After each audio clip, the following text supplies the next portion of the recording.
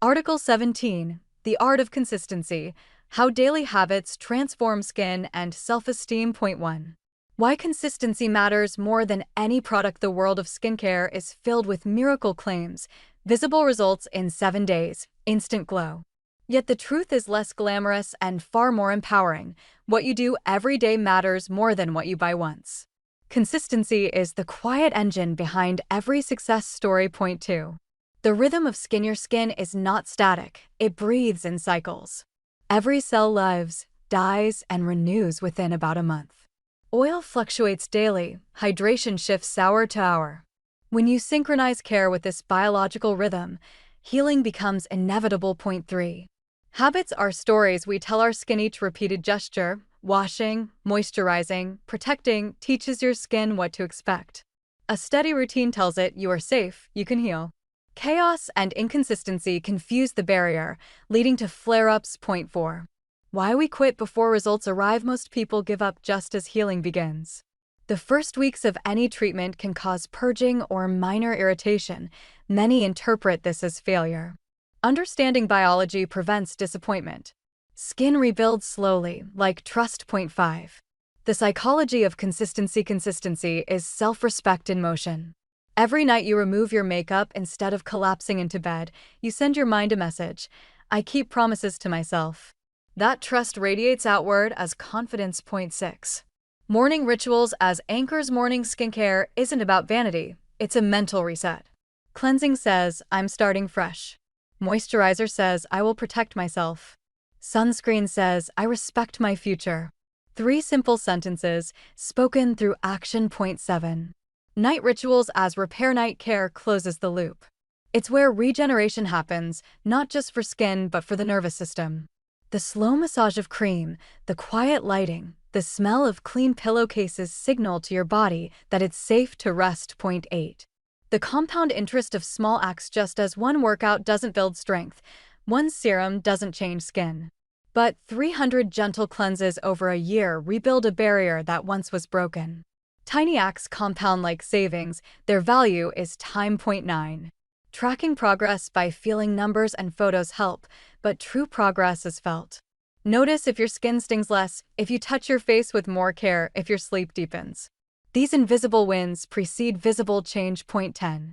Identity-based habits. When you decide, I am someone who never forgets sunscreen, your brain aligns behavior to belief. Habits rooted in identity outlast motivation. You don't fight willpower, you embody values. Point 11. Designing for success. Make it easy to be consistent. Keep products visible and accessible. Simplify the number of steps. Prepare a travel kit. Remove friction between intention and action, and discipline feels like flow. Point 12. The role of environment. Your bathroom is more than a room, it's a behavioral cue.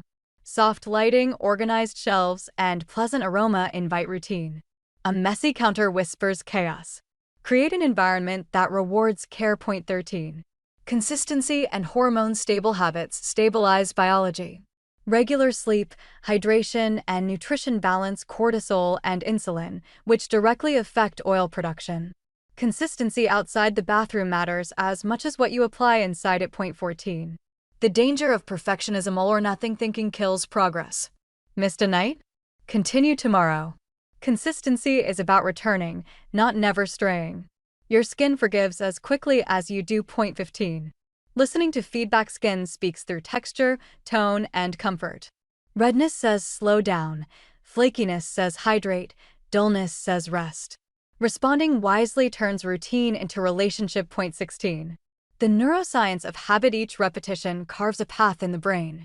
At first, effort feels heavy, later automatic. When you pair skincare with a reward, a song, a smell, a moment of praise, the brain tags it as pleasure, not chore. Point 17. Energy management over time management. Consistency requires energy, not hours. If you're exhausted, simplify rather than skip. A single cleansing wipe and a breath of gratitude keep momentum alive. Point 18. Community and accountability. Share your goals with a friend or online group. Accountability turns discipline into connection. When others cheer your progress, dopamine makes the habit stickier. Point 19. The plateau and the breakthrough. Every journey has a boring middle. the weeks when nothing seems to change. But beneath the surface, skin is reorganizing. Hold steady. Breakthroughs belong to those who endure the quiet phase. Point 20. Minimalism is mastery. Experts often return to basics: cleanser, moisturizer, sunscreen. Simplicity reduces decision fatigue and irritation. When you do less with care, results multiply. Point 21. Habit stacking and practice attach new actions to existing ones. Moisturizer after brushing teeth, lip balm before checking messages. Routines grow organically when they piggyback on old habits. Point 22. The nutrition connection. Every meal is a message to your skin. Antioxidants, omega-3 fats, and hydration fuel cell repair. Processed sugar and alcohol undo weeks of effort. Consistency in diet amplifies skincare's power. Point 23. Sleep, the silent step. Sleep is not a luxury, it's a treatment. During deep sleep, growth hormone repairs tissue and circulation improves. Regular sleep times create predictable healing windows. Point 24.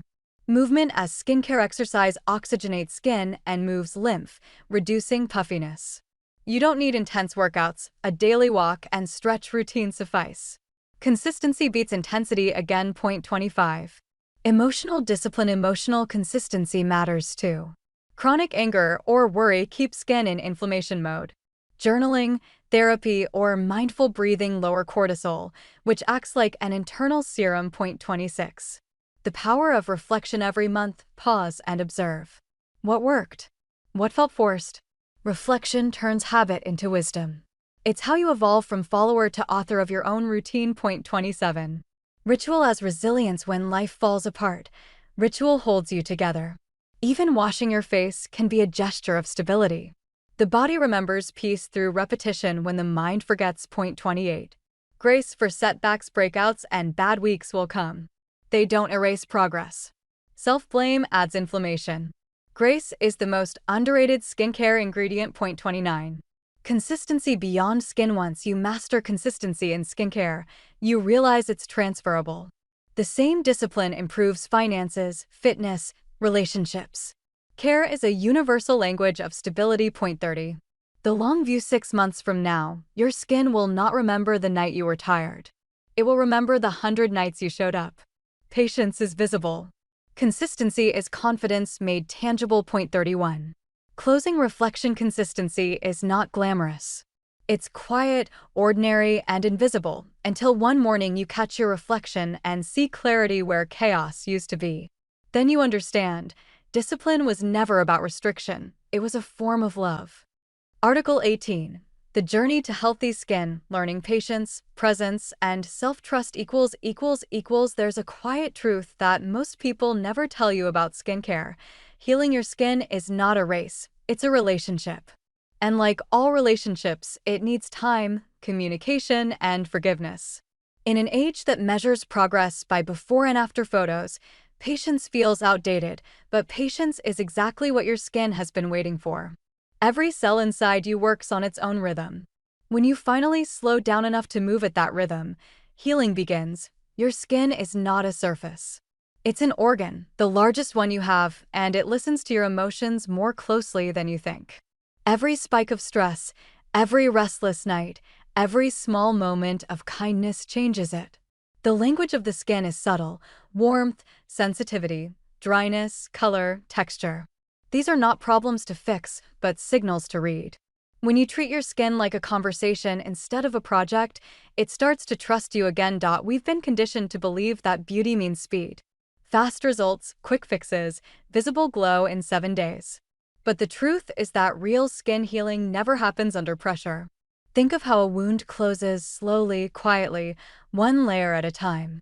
If you pick at it, it scars. If you let it be, it rebuilds stronger than before. The same law applies to acne, sensitivity, hyperpigmentation, or aging. You can't rush biology. You can only cooperate with it. There's a difference between control and care. Control says, I need to fix this now. Care says, I'm here for as long as it takes. One creates anxiety, the other builds peace. When you start approaching skincare from a place of support instead of frustration, something beautiful happens. The skin softens, the jaw unclenches, breathing deepens. Healing stops being a goal and becomes a natural side effect of calm. Presence is another forgotten ingredient in skincare. Many people wash their face like they're late for something else. But when you pay attention, the temperature of the water, the weight of your hands, the rhythm of your breath, those 2 minutes of cleansing become meditation. You reconnect with your body through touch. You remind yourself that you exist beyond screens and schedules. This simple awareness nourishes your nervous system, and the nervous system, in turn, nourishes the skin. We often underestimate how much emotion the skin carries. Blushing, sweating, breaking out, paling, all of these are expressions of inner states. When you calm your thoughts, your skin literally changes color and tone. Stress hormones constrict blood vessels and suppress healing. Peace expands circulation and oxygen. So when someone says, "You look radiant today," what they really mean is that your nervous system is finally exhaling. Patience in skincare is hard because we live surrounded by instant feedback. A message arrives in seconds, a meal in minutes, an image in milliseconds. But the body still moves at human speed. The skin takes weeks to respond to change, months to rebuild collagen, years to show the reward of steady care. Accepting that delay is not giving up, it's aligning yourself with the truth of time. Self-trust grows in the same way. You start with small promises. "I'll cleanse gently tonight." You keep them. You add more. "I'll wear sunscreen even when it's cloudy." Over time, those kept promises form evidence, proof that you can depend on yourself. And when you trust yourself, confidence becomes quiet and stable. You no longer panic over one breakout because you know you have the tools and the patience to handle it. Some people treat skincare like punishment. They attack the skin with acids, scrubs, and treatments until it's raw. But the body doesn't respond to punishment, it responds to safety. Your skin doesn't need more aggression, it needs gentleness repeated long enough to rebuild its sense of security. If you could translate biology into language, your skin would say, "I'll open up when I feel safe again." The culture identical complexions, but entirely different experiences. One sees flaws, the other sees life. Your inner dialogue colors perception. Self-criticism tightens facial muscles, restricts blood flow, and literally dims expression. Self-acceptance relaxes those muscles and invites light to dance again. Confidence is circulation. Emotions even dictate how skincare products perform. Under stress, the skin's pH rises, reducing absorption. Calm skin absorbs active ingredients more effectively. That's why routines done mindfully, slowly, kindly, often seem to work better. The difference is not magic, it's physiology shaped by emotion. It's worth noting that positive emotions do not mean toxic positivity. Pretending to be fine when you're not only adds tension. Real peace comes from feeling what's true, then letting it move through you instead of getting trapped. Tears are skincare too. They flush stress hormones through salt water. To nurture the skin, mind connection, build rituals that support both. Begin each morning not with scrolling, but with 3 deep breaths. Feel your feet, your heartbeat, the coolness of water on your face. Evening routines can become ceremonies of release, washing away the day's emotional residue. When you treat skincare as dialogue instead of duty, your hands become healers. Breathing through skincare is underrated science. Deep breathing increases carbon dioxide tolerance, improving oxygen delivery to tissue. That means better cell turnover and color. The glow you notice after meditation isn't imagination, it's chemistry. Nutrition is emotional, too. Comfort eating high-sugar foods spikes insulin, which increases oil production. Mindful eating, slowing down, savoring lowers stress hormones and stabilizes blood sugar. Your emotional relationship with food becomes a reflection of your emotional relationship with yourself. Social connection, creativity, and purpose all translate into visible vitality. When you're inspired, dopamine rises, energizing microcirculation. That's why passion projects make people look alive. It's not makeup, it's meaning. One practical way to strengthen this link is gratitude. Before applying moisturizer, think of one thing your skin allowed you to experience today: the warmth of sunlight, the brush of fabric, the touch of a loved one. Gratitude shifts the nervous system toward safety, reducing the fight or flight state that drains the complexion. Sometimes, the skin expresses what words cannot. Trauma stored in the body can manifest as chronic rashes or sensitivity. Psychodermatology, an emerging field at the intersection of psychology and dermatology, now treats such conditions holistically. Therapy, mindfulness, and gentle skincare combined often succeed where medication alone fails. The mind must heal for the skin to follow. Learning to love your skin is learning to listen to yourself. Each flush, each blemish, each glow is communication. Instead of saying, "What's wrong with my face?" ask, "What is my body trying to tell me?" This question transforms frustration into curiosity. Curiosity is healing. There is an elegance in emotional honesty. When you allow sadness, your tears clear your eyes and your pores. When you allow laughter, circulation surges. When you allow rest, renewal begins. Article 21. The Ritual of Night. Why evening skincare heals your mind.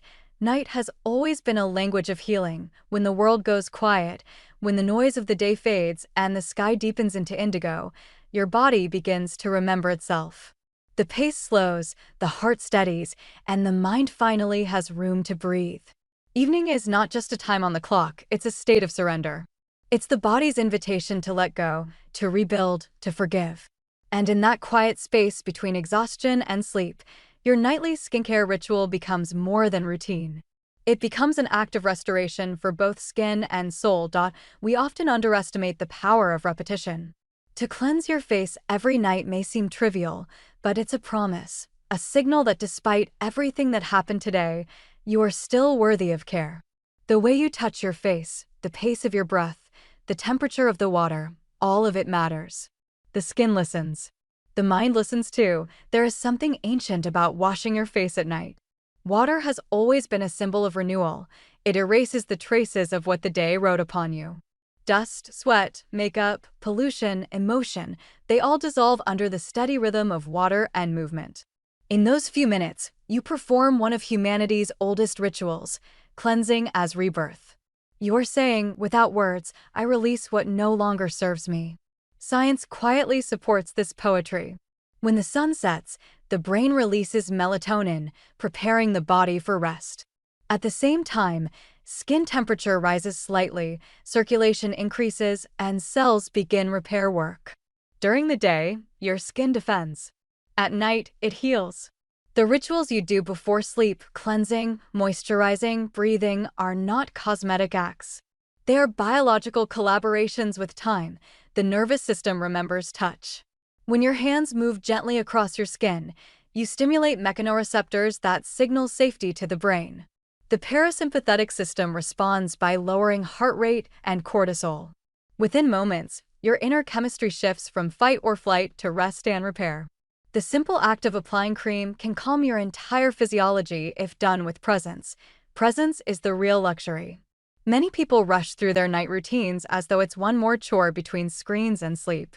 But the difference between skincare and self-care is attention. When you give full awareness to your evening ritual, it transforms from duty to meditation. You reconnect with yourself not through thought, but through sensation, water flowing, breath steady, the scent of lotion blooming softly in the air. There's something deeply comforting about the dim light of a bathroom at night. The mirror reflects not performance, but reality. No harsh sunlight, no filters, no distractions, just you, raw and human. You see yourself not as an image to perfect, but as a person to nurture. The face staring back might look tired, maybe lined, maybe uneven, but it's also honest. That honesty is where healing begins. Each night, your skin carries the story of your day. It remembers laughter, stress, temperature, touch, even words. Emotions leave traces, invisible yet real. Cleansing becomes a kind of emotional detox, not erasing what happened, but washing away the tension attached to it. When you wipe away makeup, you wipe away rolls. When you rinse your face, you rinse off the residue of pretending. What remains is you, soft, unarmored, alive. Many people associate skincare with appearance, but nighttime skincare is about identity. It's the one time of day when you're not performing for anyone. You're not the worker, the parent, the partner, the friend. You are just the person who lives inside your skin. And that person deserves tenderness. Moisturizing at night is more than hydration. It's closure. The way you press cream into your cheeks is like sealing an envelope addressed to your future self. I took care of you tonight. Your morning face will read it as calmness, clarity, and light. Psychologically, rituals help regulate anxiety. The brain craves predictability, and repeated acts signal safety. When you perform the same gentle steps each evening, your body learns that the day is ending and it's safe to rest. Over time, this pattern conditions relaxation faster than medication. Some nights, you will feel too tired. Those are the most important nights to show up anyway. Not because your skin demands perfection, but because your heart needs consistency. Even a single splash of water and one deep breath can remind you that you're still here, still caring. The goal is not to be flawless, but to be faithful. The night is honest. It shows you the things daylight hides: fatigue, dehydration, emotion. But it also offers something daylight cannot: forgiveness. Under soft light, every imperfection softens. The harsh voice of self-critique quiets. Night doesn't judge, it listens. It holds space for your healing without rushing it. In biological terms, night is when growth hormone peaks. The body repairs microtears, rebuilds collagen, balances oil. The liver detoxifies. The skin barrier renews lipids. These aren't metaphors, they are real acts of recovery happening under your hands as you apply care. When you skip your routine, you interrupt this collaboration. When you keep it, you amplify it. Beyond biology, there's symbolism. The day is about performance, the night about truth. During the day, we wear faces, literal and metaphorical. At night, we take them off. Skincare becomes a ceremony of unmasking. That is why it feels intimate. You meet yourself again, without decoration, without audience. In that encounter, something shifts. The mirror becomes less an object of judgment and more a witness of kindness. Each gesture, cleansing, toning, moisturizing, becomes an offering. It's not vanity, it's reverence. You're honoring the body that carried you through another day. The mind heals when it feels seen. Your body is no different. When you pay attention to your skin with genuine care, you're telling it, I see you. I know you've worked hard today. That acknowledgement has power. It releases tension in muscles you didn't realize were clenched. It slows breathing. It resets chemistry. There's also something spiritual about caring for yourself in the dark.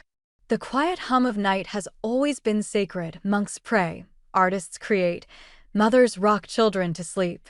You, too, participate in that lineage of caretaking each time you tend to your skin. You don't need incense or chants. Your hands are enough. People often think of night skincare as indulgence, but indulgence is excess. This is balance. The outer gesture of cleansing mirrors the inner act of letting go. Every night you wash your face, you practice detachment from makeup, from stress, from perfection. You learn that beauty isn't something to chase, but something to uncover beneath the day's residue. Over time, the ritual of night becomes an anchor. No matter how unpredictable life becomes, you have this: water, touch, breath, stillness. It's the small island of peace you can return to every evening. And that consistency. Article 2. How to remove blackheads and shrink pores naturally. 1. Understanding what blackheads really are. Blackheads, also known as open comedones, are one of the most common and stubborn forms of acne. They form when a pore becomes clogged with oil, sebum, and dead skin cells. Unlike whiteheads, the top of the pore remains open, allowing air to oxidize the trapped material and turn it black. They often appear in the T-zone, nose, forehead, chin, because those areas contain more sebaceous glands. While they may look small, untreated blackheads can expand pores, create dull texture, and lead to deeper breakouts. Point 2. Why do blackheads form? There's no single cause, but several key triggers combine: excess sebum production, often hormonal or genetic; dead skin accumulation, when skin doesn't shed efficiently; improper cleansing, especially heavy makeup or sunscreen residue; humidity and pollution, clog pores faster; use of comedogenic products, oils or silicones that trap debris. Understanding your triggers allows you to create an effective plan instead of using harsh or random treatments. Point 3.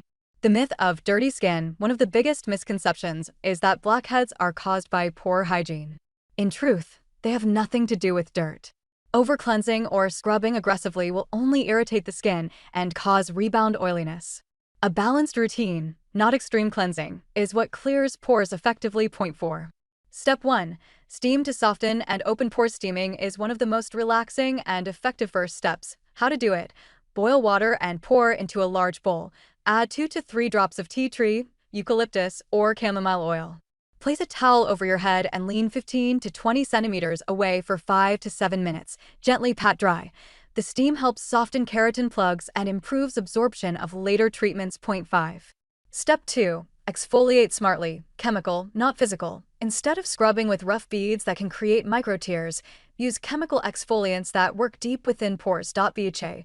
Salicylic acid oil soluble, penetrates deep into pores. Breaks down sebum. _. Glycolic/lactic acid water soluble, removes surface buildup and brightens. Use 2 to 3 times per week. Start slow, 0.5 to 1% BHA or 5% AHA, and always moisturize after 0.6. Step 3. Clay masks for detox and balance. Clay masks draw out impurities and excess oil. Top types: kaolin clay, gentle, suitable for sensitive skin; bentonite clay, strong oil absorption for very oily skin; charcoal masks, absorb toxins and pollution. Apply once or twice a week after cleansing and exfoliating. Leave for 10 to 15 minutes and rinse with lukewarm water. 7. Step 4. Retinoids for long-term pore refinement. Retinoids are vitamin A derivatives that normalize cell turnover and prevent future clogging. Over time, they also make pores appear smaller. Options include adapalene 0.1%, different mild, over-the-counter, tretinoin, retin-A prescription, highly effective. Start with small amounts, pea-sized, 2 to 3 nights per week, followed by a hydrating moisturizer. 8.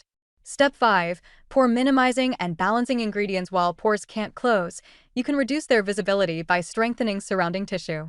Look for niacinamide, vitamin B3 reduces oil production, tightens skin; witch hazel, mild astringent effect; zinc PCA, regulates sebum; green tea extract, antioxidant that calms redness. 9. Step 6. Hydration is essential. Dehydrated skin produces more oil to compensate.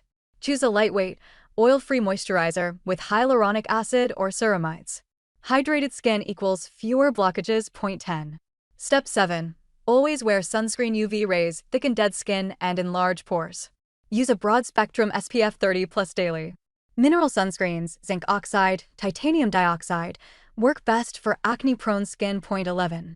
Step 8. Don't pick or squeeze. Manual extraction can lead to scars, enlarged pores, or infections. If necessary, get professional extraction at a dermatology clinic where tools are sterilized and controlled. 12. Natural remedies that help and those that don't. Some natural ingredients truly support blackhead treatment. _. Honey and cinnamon, antibacterial and soothing. _. Aloe vera, anti-inflammatory, helps healing. Prohibited. Avoid toothpaste or lemon juice. They irritate skin and damage barrier. 13. Diet and lifestyle tips. Skin health starts from within. Cut down on dairy and sugary foods. Increase insulin. More oil. Drink green tea daily. Antioxidants. Get 7 to 8 hours of sleep. Manage stress. Cortisol imbalance worsens oil production. Your skin often mirrors your overall well-being. 14.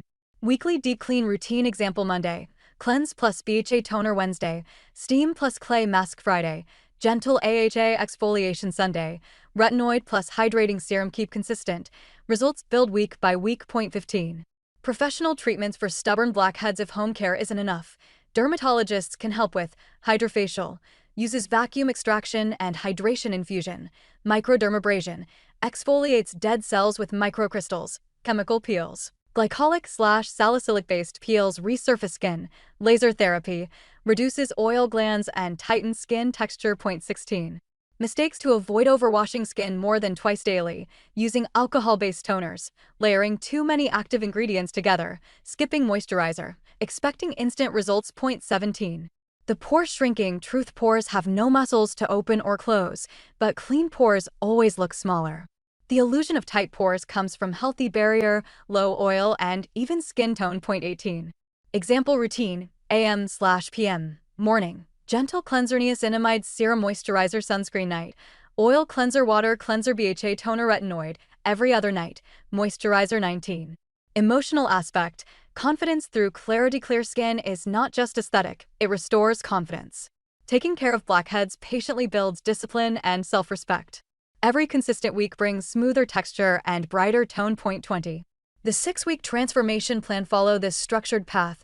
Week 1 to 2, detox and adjust to actives. Week 3 to 4, steady exfoliation plus pore tightening. Week 5 to 6, visible smoothness, less congestion. Document progress with weekly photos. You'll be amazed by the change. Article 1. The Ultimate Guide to Treating Acne and Achieving Clear, Healthy Skin. 1. Understanding what acne really is. Acne is not simply dirty skin, it's an inflammatory disorder of the sebaceous, oil, glands, and hair follicles.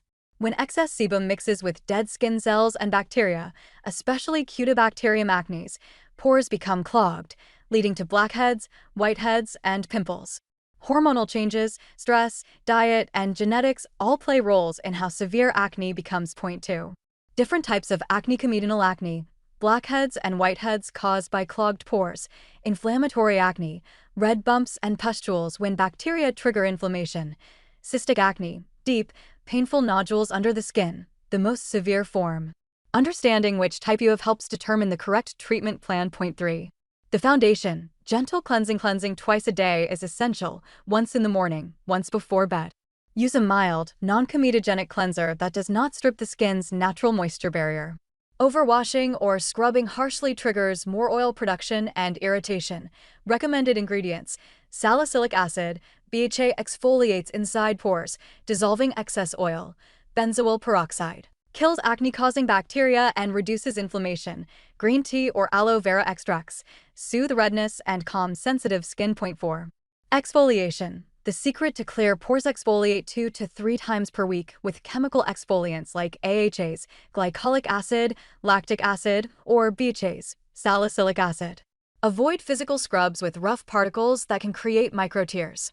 Proper exfoliation removes dead cells, allowing treatments and moisturizers to penetrate more effectively. Point 5.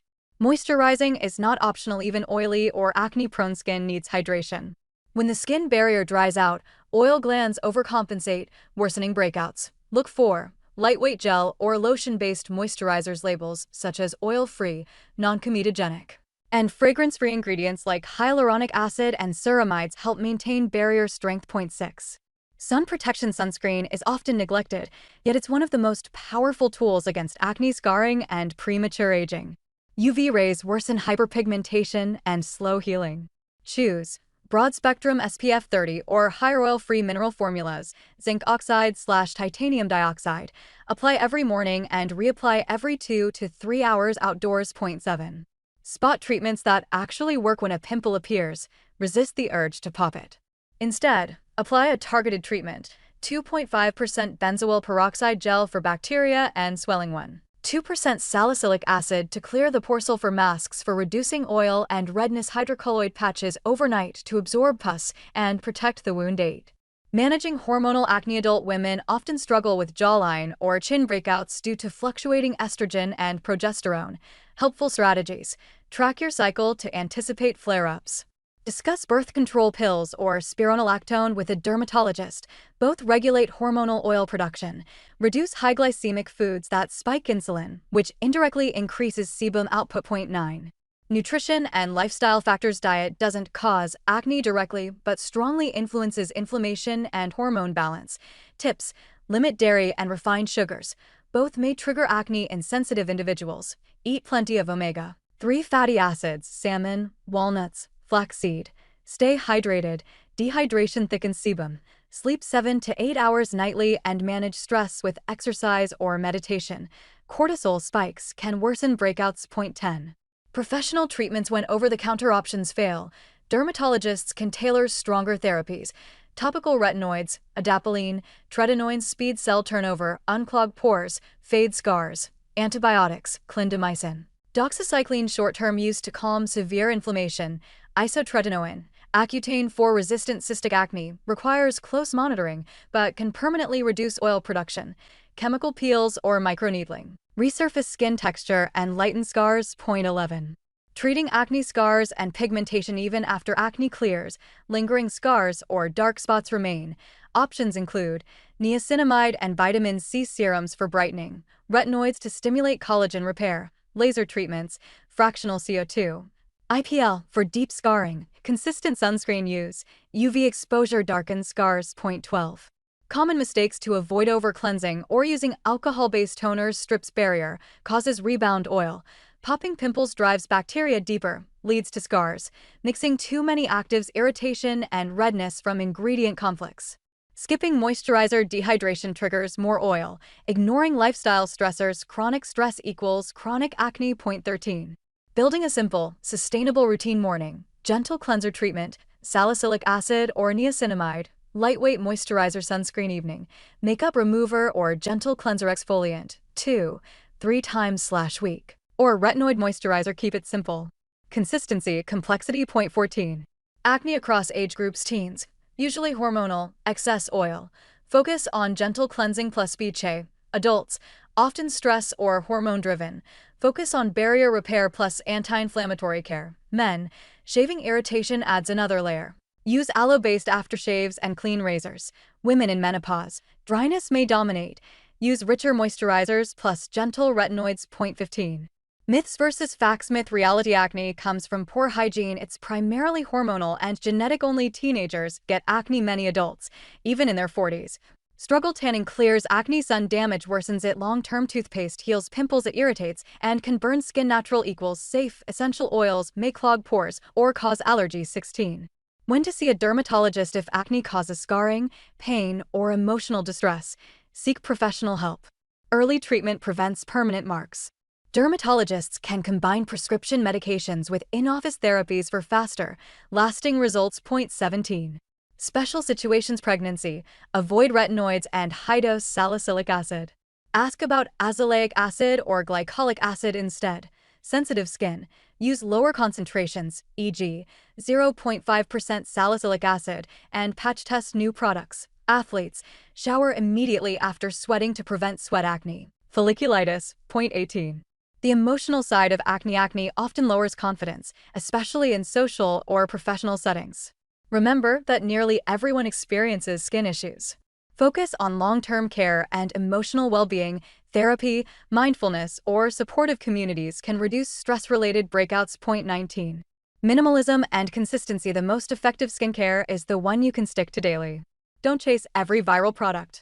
Introduce one new item at a time, monitor results for 4 to 6 weeks, and avoid product hopping. Real transformation takes patience. Point 20.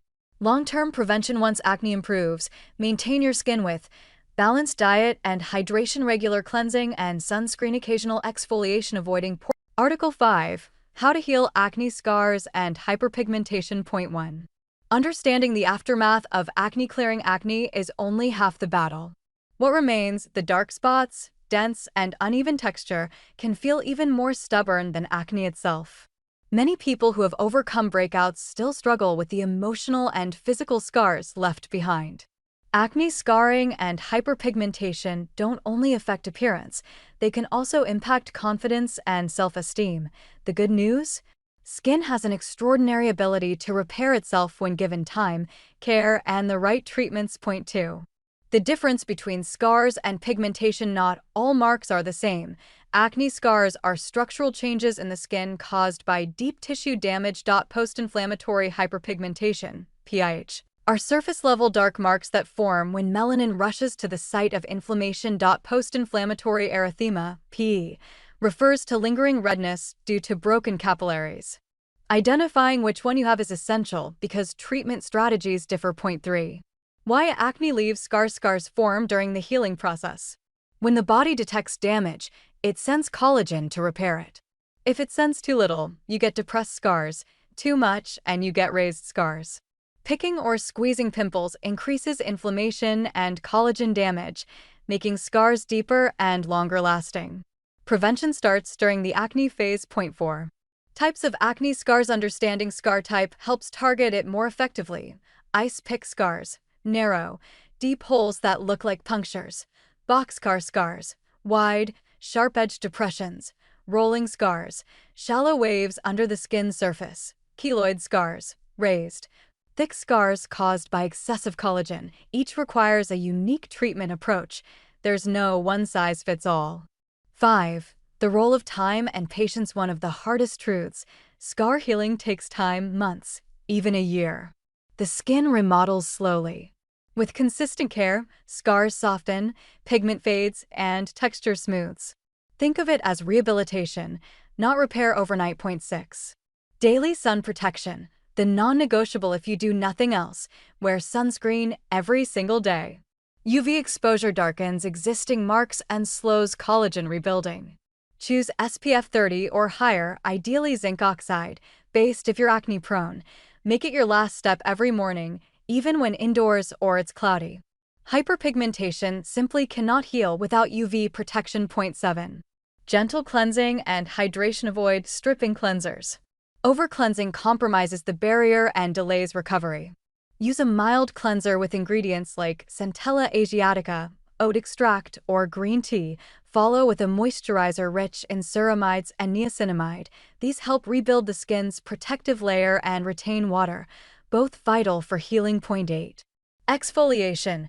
Resurfacing old layers. Exfoliation encourages new skin growth by removing dull, damaged cells. AHAs, glycolic/lactic, improve texture, brightness, and pigmentation. BHAs, salicylic, clear pores, prevent new breakouts. PHAs, gluconolactone, gentle option for sensitive skin.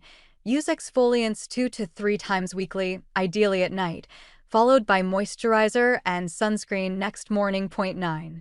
Retinoids, the gold standard of regeneration. Retinoids speed up cell turnover, boost collagen production, and gradually fill in depressions. They're proven to reduce both scars and pigment. Start with adapalene 0.1% or retinol 0.3%, building tolerance slowly. Expect minor peeling initially, that's normal. Consistent use for 12 weeks can dramatically improve skin texture. Point 10. Vitamin C, the brightening powerhouse. Vitamin C, ascorbic acid, fades dark spots, evens tone, and strengthens collagen fibers. Use in the morning before sunscreen. For sensitive skin, try derivatives like sodium ascorbyl phosphate or ascorbyl glucoside, which are more stable and less irritating. Point 11. Niacinamide, the multitasking hero. Niacinamide, vitamin B3, reduces inflammation, strengthens the barrier, controls oil, and brightens hyperpigmentation. It also boosts the efficacy of other treatments like retinoids and vitamin C when layered correctly. Aim for 5 to 10% formulations. Point 12. Other brightening ingredients worth knowing. Licorice root extract soothes and fades dark spots naturally. Tranexamic acid, excellent for stubborn pigmentation. Use 2 to 3% serum. Alpha-arbutin, gentle melanin inhibitor that pairs well with niacinamide. Kojic acid, derived from fungi, helps lighten long-standing marks. Combine no more than 2 brighteners at a time to avoid irritation. Point 13. Collagen stimulation and repair for atrophic, depressed scars. Stimulating collagen is key. Home strategies: retinoids, long-term; peptides, repair proteins; microneedling devices. When done by professionals, collagen takes months to rebuild. Consistency is everything. Point 14. Professional in-clinic treatments for deeper scars or faster results. Dermatologists offer microneedling, controlled injury triggers collagen renewal; laser resurfacing, CO2, Fraxel removes scarred layers, boosts elasticity; chemical peels, glycolic or TCA peels resurface texture; subcision, releases tethered scars under the skin. PRP, platelet-rich plasma, uses your own blood growth factors to heal tissue. Always consult a certified dermatologist before these advanced treatments. Point 15. Home remedies, helpful but limited. Some natural ingredients offer support, not miracles. Aloe vera, anti-inflammatory, speeds up healing; rosehip oil, rich in fatty acids and vitamin A. Green tea extract, antioxidant and soothing. Apply consistently, but don't expect instant fading. Think of these as complementary therapy. Point 16. Nutrition and supplements for skin healing. Skin regenerates from within. Fuel it properly. Vitamin C and E, essential for collagen synthesis. Zinc, supports repair and controls inflammation. Omega-3 fatty acids, reduce redness. Protein, foundation of new tissue. Drink plenty of water, minimize alcohol, and reduce processed foods that trigger inflammation. Point 17. Avoiding new scars during treatment while healing. Prevent new breakouts at all costs. Avoid picking, squeezing, or over-exfoliating. Stick with non-comedogenic products, clean pillowcases, and consistent cleansing. 18. The role of microneedling at home, caution advised. Some use at-home derma rollers, 0.25 to 0.3 mm, for mild texture issues. Disinfect thoroughly and never roll over active acne. For deeper scars, professional treatment is safer and more effective. 19. Managing expectations and mental health. Healing scars can be emotionally draining. Progress feels slow, and lighting changes can make scars look worse some days. Remember, no one has perfect skin. Focus on overall improvement, not perfection. Self-compassion speeds recovery more than stress ever could. 20. The perfect evening routine for scar repair: gentle cleanser exfoliant, AHA/BHA, alternate nights. Vitamin C or niacinamide serum, retinoid, 2 to 3 nights/week. Ceramide moisturizer optional. Facial oil or sleeping mask, consistency trumps intensity. Give your skin 12 weeks to reveal results. 21. Combining treatments safely: never layer too many actives at once. Here's a safe pairing guide. Morning: vitamin C plus niacinamide plus SPF. Night: retinoid plus moisturizer, alternate exfoliants, AHA/BHA, every 2 to 3 days, not daily. Your skin needs rest days. 2.22. Long-term maintenance and prevention: once scars fade, prevent relapse. Continue using SPF daily. Keep retinoids and vitamin C in your rotation. Manage stress and hormonal cycles. Treat pimples early to avoid future scars. Healing scars is not just skincare, it's self-care. Every day you stay consistent, your skin rebuilds itself from within. Article 6. Sensitive skincare: calm, repair, and strengthen your barrier. 1. Understanding sensitive skin. Sensitive skin isn't a disease, it's a condition where the skin's protective barrier becomes weak, letting irritants and allergens penetrate more easily. People with sensitive skin often experience redness, burning, stinging, or dryness after applying products that others can use comfortably. In reality, nearly 60% of adults report some level of skin sensitivity. The key to managing it is not avoiding everything, but rebuilding and protecting your barrier, the invisible armor that keeps your skin balanced and strong. 2.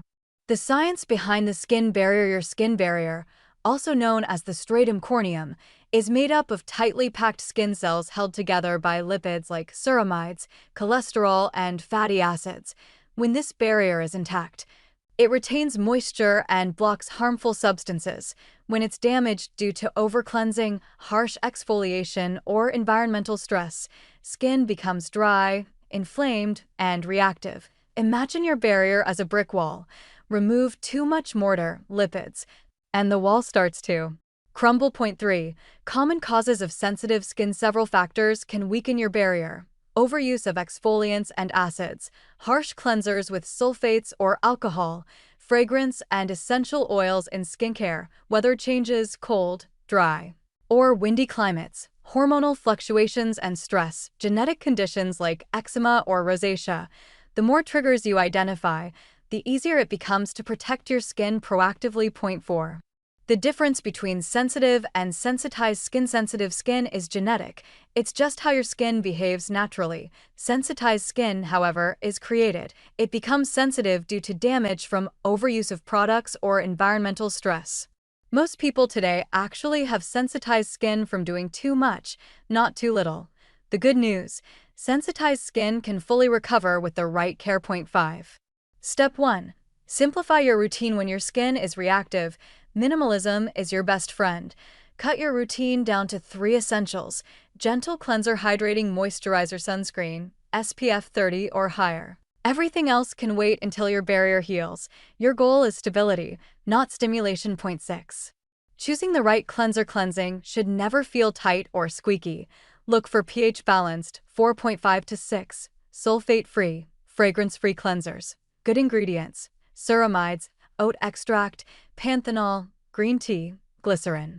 Avoid foaming cleansers with sodium lauryl sulfate or menthol. Wash only twice a day, morning and night, with lukewarm water. 7. Moisturizing. Article 3. hormonal acne, and how to control it without harsh drugs. Point 1. What exactly is hormonal acne? Hormonal acne is one of the most misunderstood skin conditions. Unlike teenage acne caused mainly by puberty, hormonal acne is driven by fluctuations in hormones that regulate oil production and inflammation. It typically appears along the jawline, chin, and lower cheeks, often flaring up in cycles right before menstruation, during stressful periods, or due to lifestyle shifts such as lack of sleep. These breakouts are usually deep, painful, and cystic, not just surface pimples. They can take weeks to heal and often leave marks behind. Understanding what drives this process is the first step toward long-term control. Point 2. The hormones behind the problem. 3 main hormones influence acne. Androgens, like testosterone, stimulate sebaceous glands to produce more oil. Estrogen keeps sebum production in check, but fluctuates during the menstrual cycle. Cortisol, the stress hormone that increases inflammation and triggers breakouts. When these hormones are imbalanced, your oil glands go into overdrive, clogging pores and feeding acne-causing bacteria. Point 3. Common signs of hormonal acne. You might have hormonal acne if breakouts appear on the lower face and neck, pimples worsen before your period, acne persists into adulthood, especially in women aged 25 to 40, pimples feel deep, painful, or cyst-like. Skin becomes oilier around the time of stress or poor sleep. Recognizing the pattern helps you adjust lifestyle and treatment effectively. Point 4. The root causes. More than just hormones. Hormones play the leading role, but other triggers make it worse. Poor diet, high sugar, dairy, refined carbs, stress, cortisol spikes, lack of sleep, melatonin imbalance, improper skincare. Using comedogenic products, gut dysbiosis, unhealthy gut bacteria can affect hormone metabolism. Point 5. Why harsh drugs aren't always the answer. Many people immediately turn to antibiotics, Accutane, or birth control pills. While these can help temporarily, they often suppress symptoms instead of fixing root causes.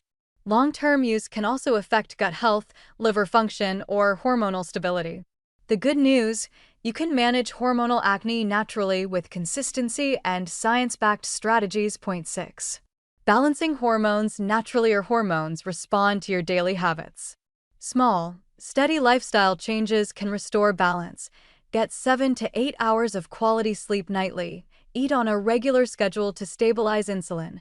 Practice stress reduction, meditation, deep breathing, journaling. Limit caffeine and alcohol intake, which raise cortisol. Point 7. Nutrition for hormonal balance. What you eat directly affects hormone production and inflammation levels. Foods to focus on: omega-3s, salmon, flaxseed, walnuts, leafy greens, and cruciferous vegetables, broccoli, kale, cabbage. Zinc-rich foods: pumpkin seeds, lentils, whole grains instead of white carbs. Foods to avoid: dairy, especially skim milk, sugar and refined carbs, processed snacks, and fast food. Excess soy can mimic estrogen. Point 8. Supplements that help regulate hormones. Certain vitamins and minerals help the body detox and stabilize hormones. Zinc, anti-inflammatory and antibacterial. Diindolylmethane from cruciferous vegetables balances estrogen levels. Evening primrose oil supports hormonal equilibrium. Probiotics improve gut health and reduce inflammation. Always consult a professional before starting new supplements. Point 9. Exercise and circulation. Regular physical activity balances cortisol and boosts detoxification through sweat and circulation. Choose activities that calm the nervous system: yoga, Pilates, swimming, walking, over excessive high-intensity workouts, which may increase stress hormones if overdone. Point 10. Skincare routine for hormonal acne. Consistency and gentleness are key. Over-cleansing or stripping oil only worsens the imbalance. Morning routine: gentle foaming cleanser. Niacinamide serum controls oil. Lightweight moisturizer. Sunscreen SPF 30+. Night routine: makeup remover plus cleanser. Azelaic acid or salicylic acid serum moisturizer with ceramides. Retinoid 2 to 3 nights per week. 11. Why azelaic acid is a game-changer. Azelaic acid targets multiple issues: bacteria, hyperpigmentation, and inflammation without irritating sensitive skin. It's perfect for hormonal acne because it helps fade dark spots left by hormonal breakouts. Point 12. The power of retinoids like adapalene or tretinoin normalize cell turnover, preventing pores from clogging. They also stimulate collagen, reducing future scarring. Start slow, 2 nights a week, moisturize generously, and always use sunscreen the next morning. Point 13. Herbal and tea remedies. Certain herbs help regulate hormones naturally. Spearmint tea reduces androgen activity. Green tea, antioxidant, anti-inflammatory. Chaseberry, Vitex supports progesterone balance. Drink 1 to 2 cups daily for subtle but cumulative effects. Point 14. The role of gut health. An unhealthy gut can't efficiently metabolize hormones. To restore gut balance, eat fiber-rich foods, oats, legumes, veggies. Add probiotics, yogurt, kimchi, kefir. Avoid artificial sweeteners and processed foods. A healthy gut equals balanced hormones equals clearer skin. Point 15. Managing stress effectively. Stress is often the hidden trigger of hormonal acne. Ways to manage it. Practice mindfulness or meditation daily. Do deep breathing exercises before bed. Take short nature walks. Keep a gratitude or mood journal.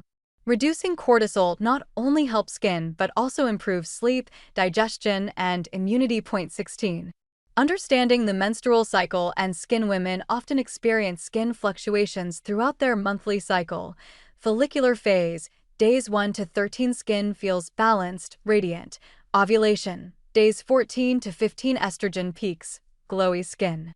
Luteal phase, days 16 to 28, progesterone and testosterone rise, more oil, more acne.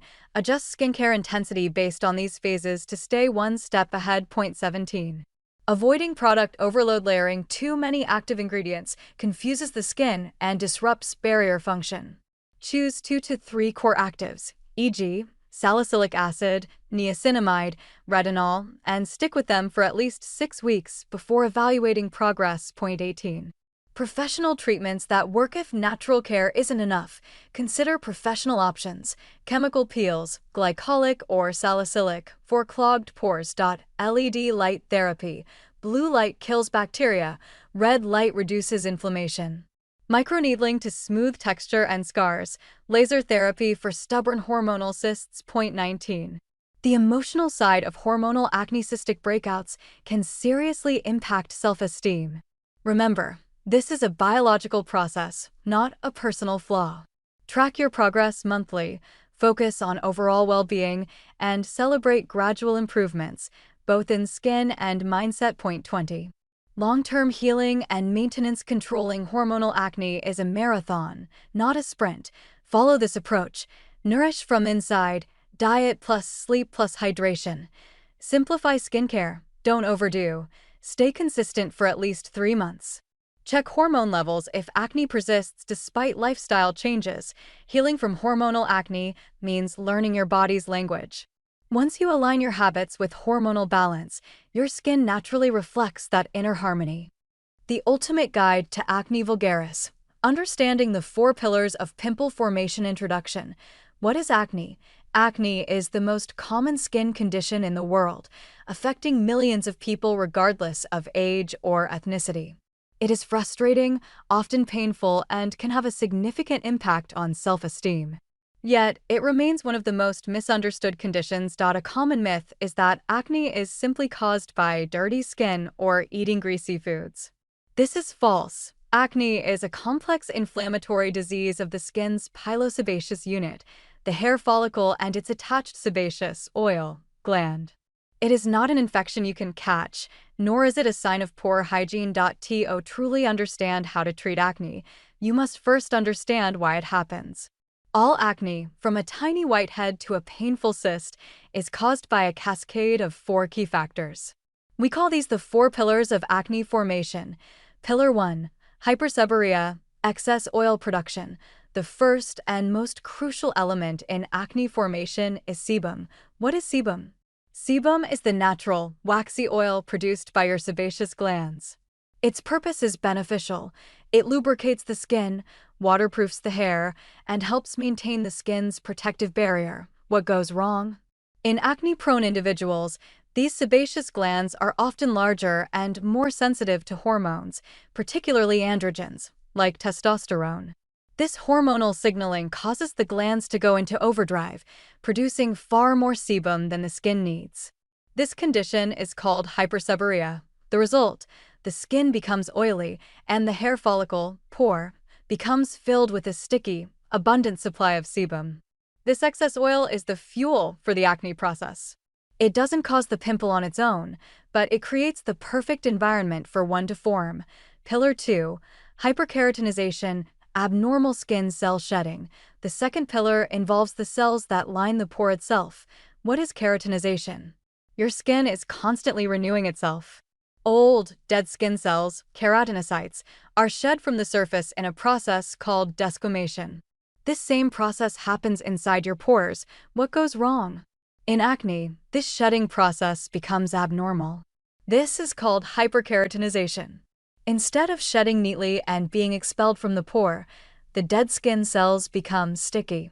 They clump together and fail to separate. The result: these sticky dead skin cells mix with the excess sebum from pillar 1 inside the pore. Together, they form a dense, hardened plug. This plug, invisible to the naked eye, is the seed of all acne lesions. It is called a microcomedone. Pillar 3. Cutibacterium acnes, bacterial overgrowth. Once the pore is plugged, the third pillar comes into play. What is C? Acnes? Cutibacterium acnes, formerly Propionibacterium acnes, is a bacterium that is a normal, harmless resident of almost everyone's skin. It is not something you catch from someone else. What goes wrong? C. Acnes is an anaerobic bacterium, meaning it thrives in low-oxygen environments. When the microcomedone, the plug of oil and dead skin, blocks the top of the pore, it seals off the oxygen supply. The result: this plugged pore becomes the perfect home for C. acnes. The bacteria feast on the abundant sebum, its food source, and multiply rapidly. As they feed and multiply, they begin to secrete waste products, including digestive enzymes and inflammatory proteins. Pillar 4. Inflammation, the immune response. The fourth pillar is your body's own defense system, and it's what turns an invisible plug into a visible, angry pimple. What is inflammation? Inflammation is your immune system's natural response to perceived injury or infection. Its goal is to destroy invaders and repair damage. What goes wrong? The waste products from the C. acnes bacteria from pillar 3 are highly irritating. They seep through the wall of the hair follicle and into the surrounding skin tissue, the dermis. Your immune system detects this attack and sounds the alarm. The result: your body launches an inflammatory cascade. It sends white blood cells and inflammatory chemicals to the site to fight the bacteria and contain the breach. This battle is what you see and feel: redness, erythema caused by increased blood flow to the area, swelling, edema caused by fluid leaking into the tissue, pus, a collection of dead white blood cells, dead bacteria, and cellular debris, pain, caused by the pressure of the swelling on nerve endings. How the pillars create different types of acne. The interaction of these 4 pillars explains why we see different kinds of pimples. Microcomedone, the start pillars 1 plus 2. An invisible plug of oil and dead skin. Whitehead, closed comedo, the plug remains trapped under the skin's surface. It's a non-inflamed bump. Blackhead, open comedo, the plug is open to the air. The oil and debris inside oxidize, react with oxygen, and turn dark brown or black. This is not dirt. Article 14, The Complete Guide to Sunscreen, Myths, Science, and Daily Protection. Point 1. The unseen enemy of skin health. Every second you spend under sunlight, invisible rays are interacting with your skin, building vitamin D, yes, but also breaking down collagen, mutating DNA, and accelerating aging. Sunlight is essential to life, but too much of it, especially without protection, slowly destroys the skin's structure. Sunscreen isn't vanity. It's your most important health habit after sleep and hydration. Point 2. Why sunscreen is non-negotiable. You can use the best serums, eat the cleanest diet, and sleep 8 hours a night, but if you skip sunscreen, your skin will still age faster. UV radiation is responsible for up to 80% of visible aging signs, wrinkles, spots, dullness, and loss of elasticity, daily protection is not optional. It's the foundation upon which every skincare routine rests. Point 3. The two phases of UV, UVA, and UVB sunlight that reaches Earth includes two main types of ultraviolet rays. UVA penetrates deep into the dermis, causing long-term damage like wrinkles and sagging.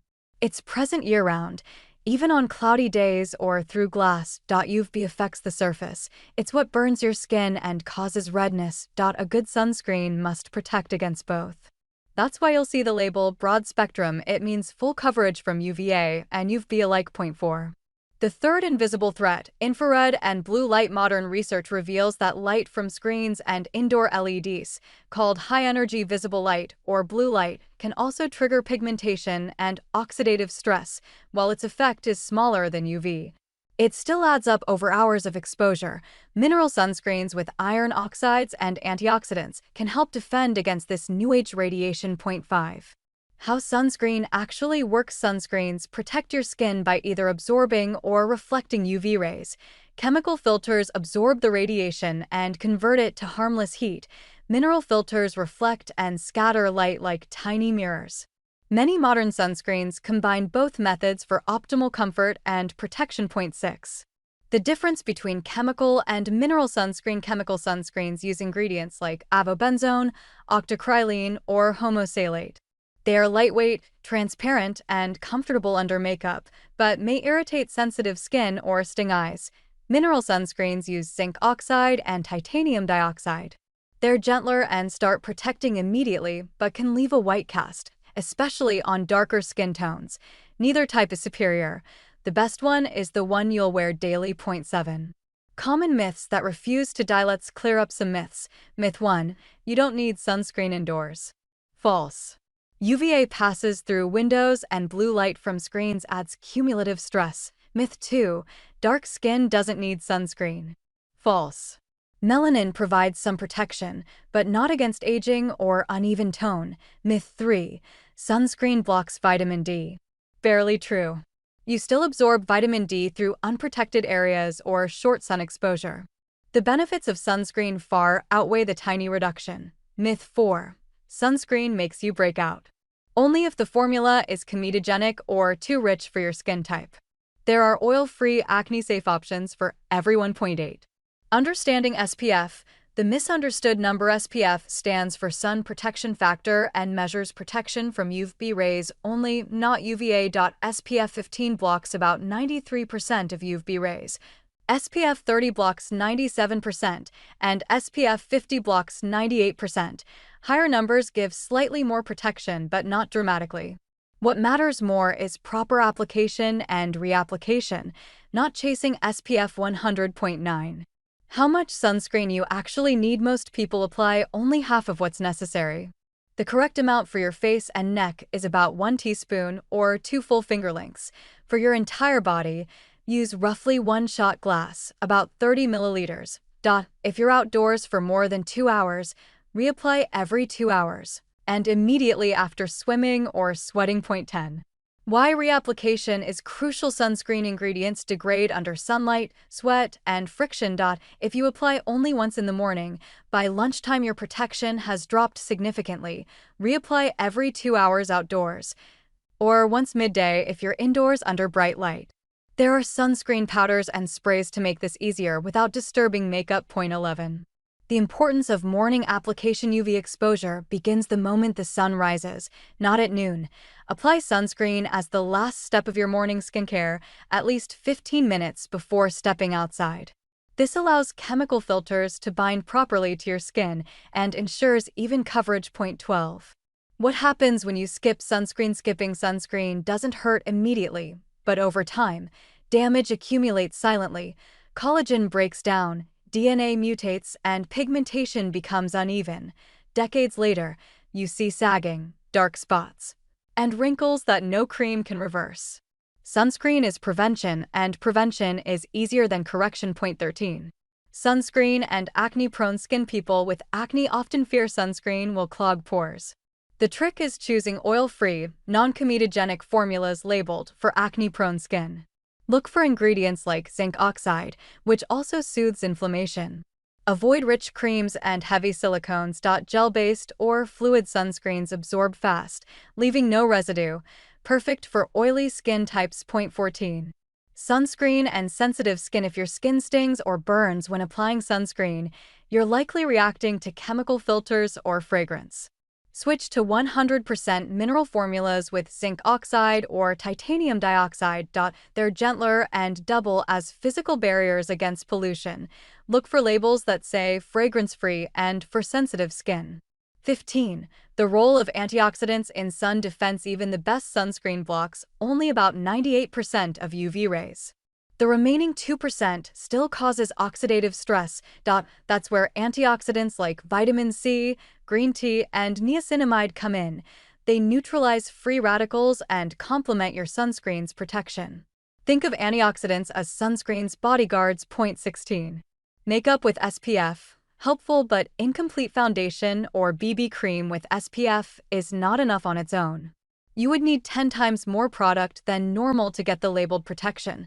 Always use a dedicated sunscreen under makeup. Afterward, makeup with SPF is a nice bonus, but not a substitute. Point 17. Water resistance and sweat. Some sunscreens are labeled water resistant. This doesn't mean waterproof. It simply means they maintain their SPF for 40 to 80 minutes when exposed to water or sweat. If you're swimming or exercising outdoors, reapply as soon as you towel dry. Always err on the side of caution. No sunscreen lasts forever. Point 18. Sunscreen for different environments. If you're mostly indoors, a lightweight SPF 30 is enough. If you spend long hours outdoors, use SPF 50 or higher with broad spectrum coverage. At the beach or in high altitude, choose water-resistant formulas with antioxidants. Adapt your sunscreen like you adapt clothing, according to your environment. Point 19. The hidden areas most people miss. People commonly forget to apply sunscreen to the ears, neck, eyelids, lips, and hands. These areas age faster because of cumulative sun exposure. Use lip balms with SPF. And apply sunscreen behind the neck and on the tops of your feet if you wear sandals. Point 20. Sunscreen for hair and scalp. Your scalp can burn just like your skin. For thin hair or bald spots, use SPF sprays or wear a hat. Some hair products also include UV filters to protect color and reduce dryness. Healthy hair starts with a protected scalp. Point 21. Sunscreen and the planet. There's growing concern about certain chemical sunscreens affecting coral reefs. If you swim in the ocean, choose reef-safe formulas that exclude oxybenzone and octinoxate. Mineral sunscreens are generally more eco-friendly. Protecting your skin shouldn't harm the planet that gives you sunlight. Point 22. Sunscreen for children. Children's skin is thinner and more sensitive. For babies under 6 months, shade and clothing are safer than sunscreen. For older kids, use mineral-based SPF 30 or higher and reapply often. Make sunscreen part of their daily routine early. Habits formed young last for life. Article 15. The Psychology of Skincare. How Self-Care Heals More Than Skin. 1. When skincare becomes something deeper, skincare is often treated as vanity, a surface-level routine of bottles and creams. But for many people, it's something far more meaningful. It's a moment of silence in a noisy world, a private ritual that says, I'm worth taking care of. Behind every gentle cleanse or layer of moisturizer lies something deeply human, the need to nurture, to restore, to reconnect with oneself. Point 2. The mirror and the mind. The mirror can be a source of confidence or anxiety. On good days, we see light and vitality. On bad days, we focus on flaws. But the mirror is neutral. It reflects not just the skin, but our mood. Learning to look at yourself without judgment is a skill. When you replace criticism with curiosity, your reflection becomes less about perfection and more about presence. Point 3. The brain-skin connection. Science now proves what ancient wisdom always sensed: our skin and mind constantly communicate. Stress triggers cortisol. Cortisol inflames oil glands. Inflammation causes acne or eczema flares. In reverse, soothing your mind through breathing, gratitude, or music calms your skin's response. Emotional balance literally changes biology. Point 4.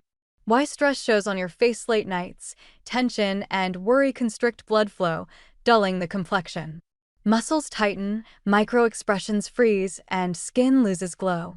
Skincare is not a cure-all, but it's a visible marker of how you're living. Each fine line and breakout is a message, not a failure. Point 5. Ritual versus routine. A routine is something you have to do. A ritual is something you choose to do with intention. When cleansing your face becomes a small act of care, not a chore, it transforms from hygiene to healing. The difference is presence. Point 6. The science of touch. Touch releases oxytocin, the bonding hormone.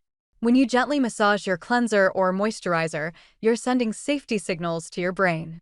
You lower heart rate and reduce stress hormones. It's not indulgence, it's regulation. Point 7. Why self-care feels guilt-free when understood. Many people feel guilty spending time on themselves. Yet caring for your skin isn't selfish, it's maintenance for the mind. The few minutes you invest morning and night improve patience, focus, and resilience. Healthy self-regard radiates into how you treat others. Point 8. The illusion of perfect skin. Social media sells impossible standards, poreless glass skin, eternal youth. Real skin has texture, scars, and changing tones. Accepting that doesn't mean giving up, it means aligning with truth. Confidence is built not on flawlessness, but on authenticity. Point 9. The cycle of shame and overcorrection. Many people enter a loop. Insecurity, product overload, irritation, more insecurity. Minimalism and mindfulness break this loop. The calmer your approach, the more your skin cooperates. Healing skin starts with healing expectation. Point 10. Skincare as meditation. Each step can become mindfulness practice, feeling water on your hands, sensing textures, inhaling soft scents, breathing deeply. Point 5. Calm minutes can ground your nervous system better than scrolling through stress. Point. Irritation and redness are common, particularly when starting benzoyl peroxide or when increasing concentration. This irritation is usually temporary and subsides within 1 to 2 weeks as your skin adapts. However, if you experience severe irritation, dermatitis, or reactions, discontinue use and consult a dermatologist. Contact dermatitis to benzoyl peroxide, while rare, does occur. If you develop an itchy rash that doesn't improve with reduced frequency, you may be allergic. Discontinue use and inform your dermatologist. Many people experience acne purging when starting benzoyl peroxide, temporary worsening of acne as bacteria die off and impurities are brought to the surface. This purging typically lasts 1 to 2 weeks. If purging lasts longer, consult your dermatologist.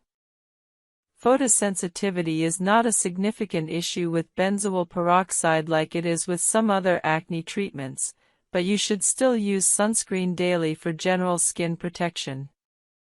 Benzoyl peroxide is particularly effective for inflammatory papules and pustules, the classic red pimples with white centers.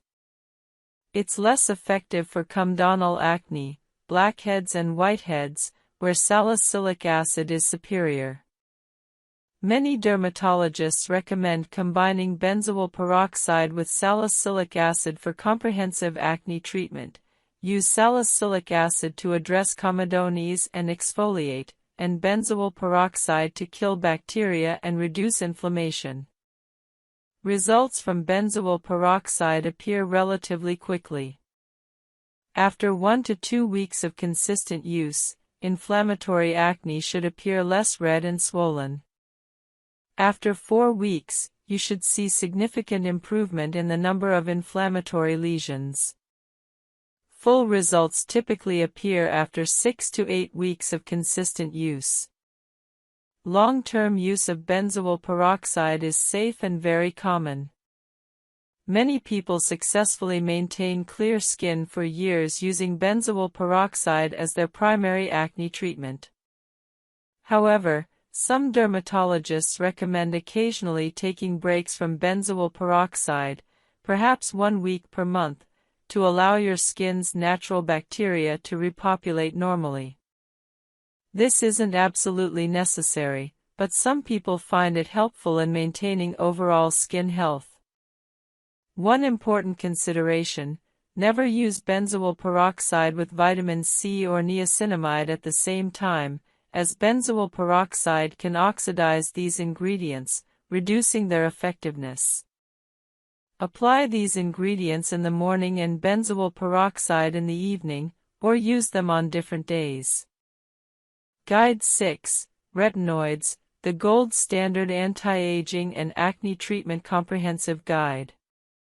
Retinoids represent the gold standard in skincare science, with decades of research supporting their effectiveness for acne, aging, and general skin health. Understanding retinoids' mechanism, types, concentrations, and proper use is essential for anyone serious about achieving clear, healthy skin.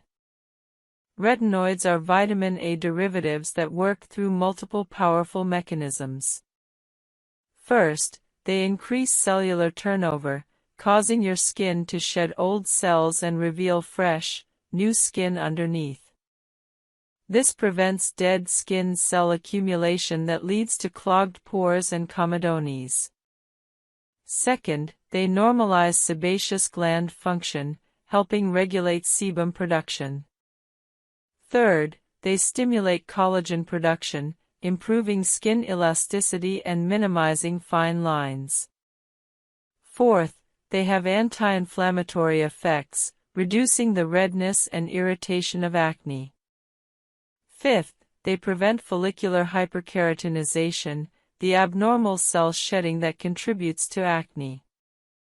Sixth, they have antioxidant properties, protecting skin from free radical damage. The retinoid family includes various types at different strengths. Over-the-counter retinol is the gentlest form, requiring conversion by your skin's enzymes to the active retinaldehyde and then to retinoic acid. This multi-step conversion process makes retinol gentler but less immediately effective than prescription retinoids. Retinol, retinaldehyde, is slightly more powerful than retinol, requiring one fewer conversion step. Prescription retinoids include tretinoin, retin-A, adapalene, differin, and tazarotene, which are already in their active form and thus more powerful and faster-acting than over-the-counter options. For someone new to retinoids, starting with over-the-counter retinol at a low concentration, 0.25 to 0.3%, is typically appropriate. This allows your skin to build tolerance gradually. After several months of consistent retinol use, you might consider asking your dermatologist about prescription retinoids for enhanced results. Retinoids are only used at night because they increase sun sensitivity substantially. UV exposure dramatically increases the risk of photosensitivity reactions and post-inflammatory hyperpigmentation. Morning retinoid use would leave your skin vulnerable to severe sun damage throughout the day. When starting retinoids, begin with a very conservative approach. Use a low-concentration retinol product just 2 to 3 times per week initially. Apply it to completely dry skin, as retinoids irritate damp skin significantly. Wait 20 minutes after cleansing before applying retinoid to ensure your skin is completely dry. Use a pea-sized amount for your entire face. Retinoids are potent and a little goes a long way. During the first 4 to 12 weeks of retinoid use, expect a retinization phase characterized by redness, peeling, flaking, and sometimes temporary worsening of acne. This is normal and doesn't indicate that retinoids aren't appropriate for you. This phase typically lasts 2 to 8 weeks and gradually resolves as your skin adapts. Many people who discontinue retinoids during this phase miss out on their incredible long-term benefits simply because they couldn't tolerate the short-term adjustment period. Managing retinization involves strategic moisturizing. Use your retinoid, then wait about 20 minutes, then apply a hydrating moisturizer over top. Some people layer their moisturizer directly on top of wet retinoid serum, which dilutes the retinoid slightly and reduces irritation. This is called the sandwich method. This method is appropriate when dealing with significant irritation. As your skin adapts, you can gradually stop using the sandwich method. Never combine retinoids with other strong actives initially. Using retinoids with benzoyl peroxide, salicylic acid, or chemical exfoliants on the same evening will cause severe irritation. Once your skin is adapted to retinoids alone, typically after 8 to 12 weeks, you might carefully introduce another active on different evenings. Eventually, some people successfully combine retinoids with other treatments, but build up to this gradually. Vitamin C and other antioxidants can be used with retinoids. Apply vitamin C in the morning and retinoids at night, or apply them on different days. Niacinamide can be used with retinoids in most cases, but some people find them together irritating initially. SPF 30+ broad-spectrum sunscreen is absolutely mandatory every single day when using retinoids, even if you don't plan to go outside. Window glass blocks most UVB rays but not UVA rays, meaning significant sun damage can occur even indoors. Reapply sunscreen every 2 hours if you'll be in the sun. Wear protective clothing, hats, and sunglasses when possible. The combination of retinoid use and sun exposure can cause severe reactions and permanent skin damage. As your skin adapts to retinoids over 8 to 12 weeks, gradually increase usage frequency. After tolerating 2 to 3 times weekly for 4 weeks, increase. Article 19. Aging gracefully, the art of growing beautifully with time. There comes a moment, often quietly, when you realize your reflection has changed. The face that once looked endlessly young now carries traces of memory, faint lines near the eyes, a softer jaw, a gentler texture. For some, that moment brings fear. For others, it brings a strange, peaceful clarity. Aging, after all, is not something happening to you. It is something happening through you. It is life continuing its story in your skin. We live in a culture that worships youth but misunderstands beauty. The obsession with anti-aging has taught generations to see natural change as loss instead of evolution.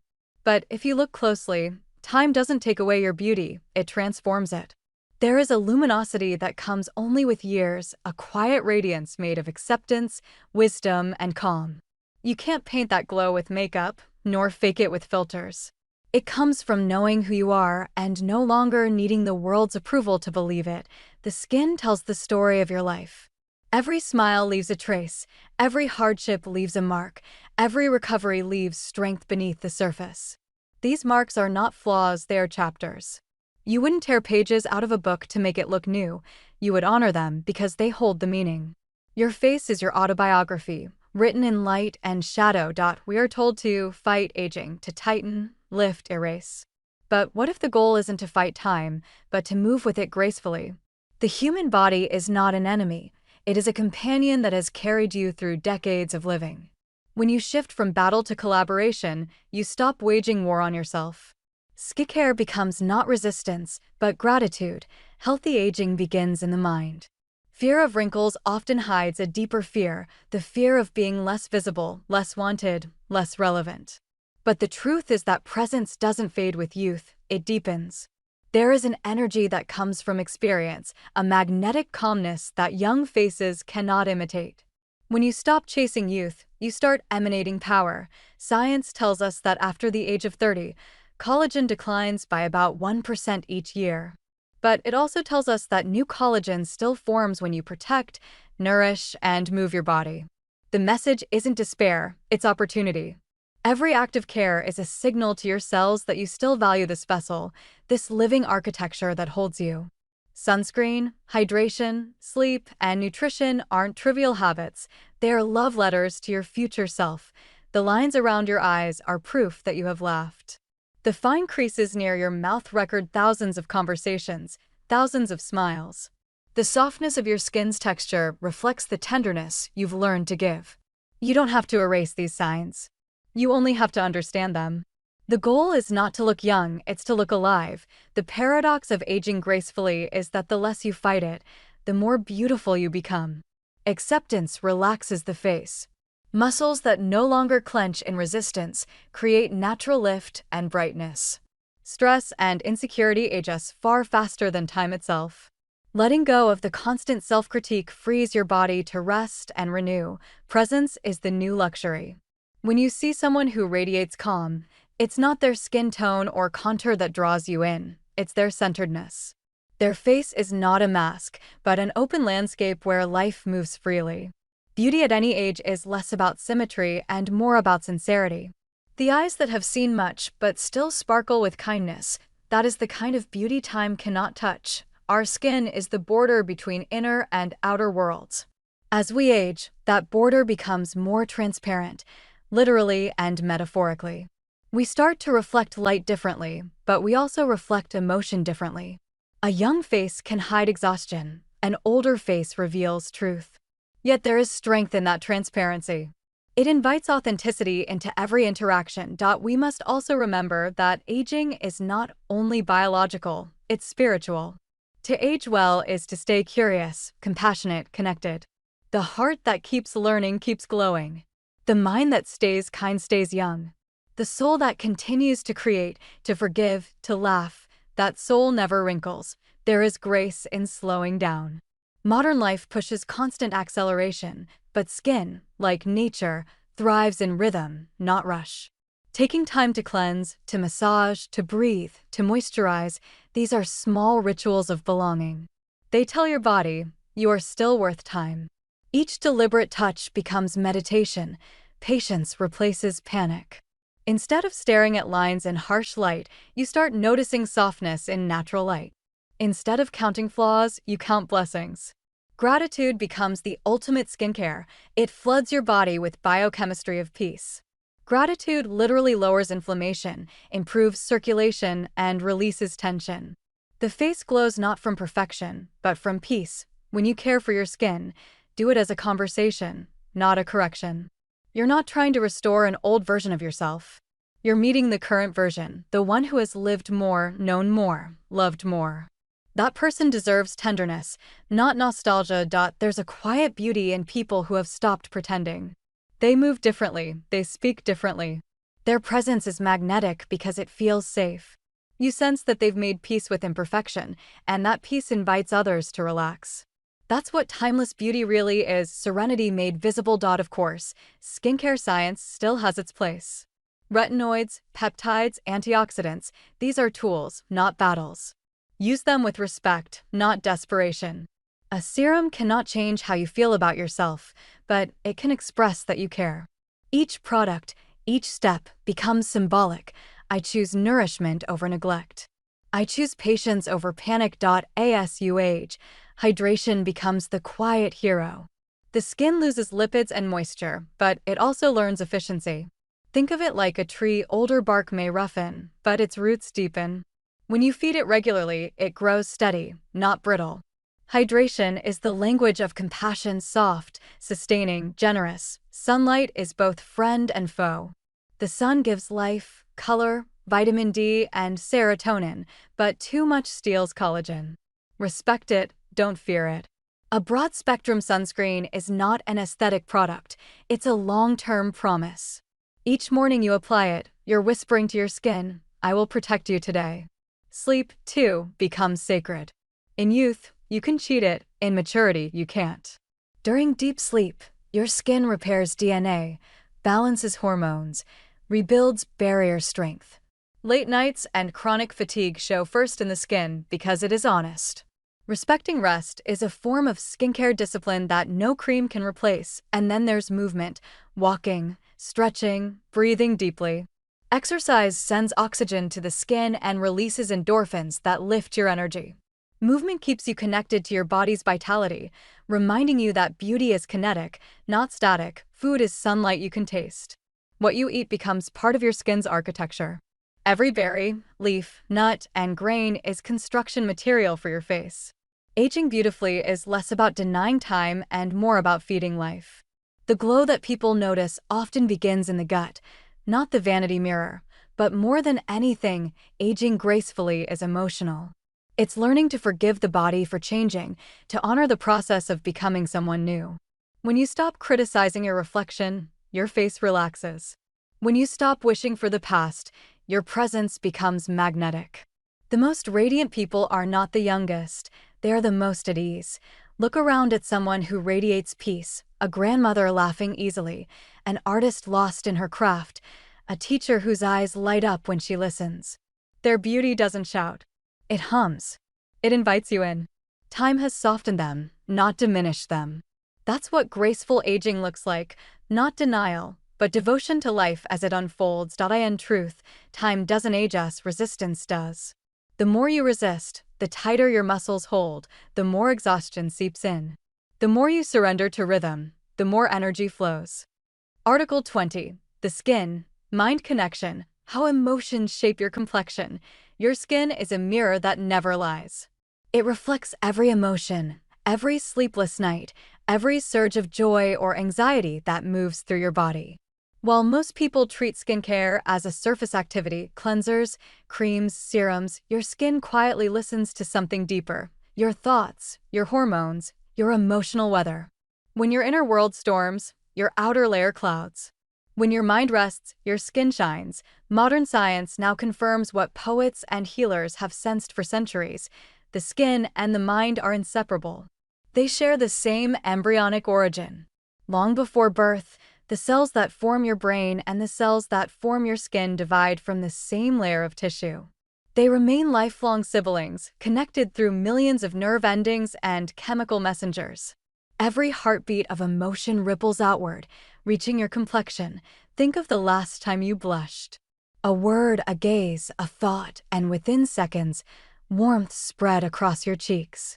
Or the time fear drained color from your face, leaving you pale. These are not coincidences, they are communication. Your skin is the emotional display screen of your nervous system. Stress is the most common translator of the mind's turmoil. When you worry, your brain releases cortisol and adrenaline, hormones that prepare the body to survive, not to glow. They redirect blood flow from skin to muscles, suppress digestion, and inflame oil glands. The result: breakouts, dullness, dehydration. Long-term stress keeps the skin in a state of microinflammation, slowing repair and weakening the barrier. That's why chronic worriers often look older than their years. The skin has been living in survival mode, but the opposite is also true. When you feel safe, appreciated, and calm, your brain releases oxytocin and endorphins. These hormones dilate blood vessels, improve oxygen flow, and stimulate collagen. Peace literally softens your skin. A calm mind gives rise to a calm face. Many cultures intuited this long before dermatology had the vocabulary. Ancient Chinese medicine mapped emotional stress to specific organs, anger to the liver, fear to the kidneys, worry to the spleen, each organ connected to zones of the face. Ayurvedic traditions described similar relationships, calling the skin the outer expression of inner harmony. What modern science adds is evidence. Inflammation markers in the bloodstream rise with emotional distress, and those same markers appear in acne, eczema, and rosacea flares. This link is not metaphorical, it's biochemical. Every emotion triggers neurotransmitters that travel through the neurocutaneous system, a vast network where nerves, immune cells, and hormones talk constantly. When you feel embarrassed, tiny vessels open. When you feel threatened, they constrict. When you feel love, your parasympathetic system floods the body with signals of safety, inviting regeneration. The mind-skin dialogue is especially visible in conditions like eczema or psoriasis. Flare-ups often follow emotional upheaval, exams, breakups, grief. Patients who learn to regulate stress through breathing, mindfulness, or therapy often see improvement even without changing topical medication. The skin doesn't just need products, it needs peace. Consider acne, one of the most emotionally charged skin issues. For many, breakouts trigger shame and self-consciousness. which then increase stress, which worsens acne. A perfect feedback loop. Breaking that loop requires more than benzoyl peroxide. It requires kindness. When you respond to a breakout with calm rather than panic, cortisol stays lower, inflammation eases, healing accelerates. Your mindset is medicine. Sleep is another translator between emotion and appearance. During deep sleep, the body releases growth hormone, repairing tissue and balancing moisture. But emotional overthinking keeps the brain alert, reducing slow-wave rest. One night of poor sleep raises cortisol enough to dull the skin for days. Chronic insomnia carves shadows, fades vitality. Rest is not vanity, it's therapy written in biology. Even love leaves fingerprints on the skin. People in healthy relationships tend to have better wound healing and stronger immune responses. Touch, eye contact, laughter all release oxytocin, which calms inflammation and boosts microcirculation. This is why affectionate people often appear radiant. They live in biochemistry of connection. On the other side, loneliness physically alters the skin. Research shows isolation raises inflammatory cytokines, slows collagen production, and impairs barrier recovery after irritation. Emotional isolation becomes visible as fragility, dryness, redness, slow healing. The body keeps score of solitude. You can learn to read your skin's emotional language. Persistent jaw tension and breakouts along the chin often point to suppressed stress or anger. Redness across the cheeks may mirror embarrassment, anxiety, or overstimulation. Dullness during burnout is your body's whisper, "I need rest." The more fluently you interpret these signals, the faster you can respond with compassion instead of chemicals. Mindfulness is one of the most powerful topical treatments you can't buy. When you slow your breath and anchor attention to touch, you activate the vagus nerve, a master regulator of calm. The pulse slows, inflammation markers drop, and within minutes, the face softens. This is not mystical, it's measurable. Mindfulness lowers cortisol, which means fewer breakouts and less sensitivity. The language of the mind also shapes how you perceive your own skin. Two people can have steroid injections are highly effective for cystic acne. Preparation is important. Before applying any spot treatment, cleanse the area thoroughly to remove makeup, dirt, and oil. Pat the area dry completely. Applying spot treatments to damp skin reduces effectiveness and increases irritation. Wait a full 2 to 3 minutes after cleansing to ensure complete dryness. When applying spot treatment, use a clean applicator. Never apply with your finger as this spreads bacteria.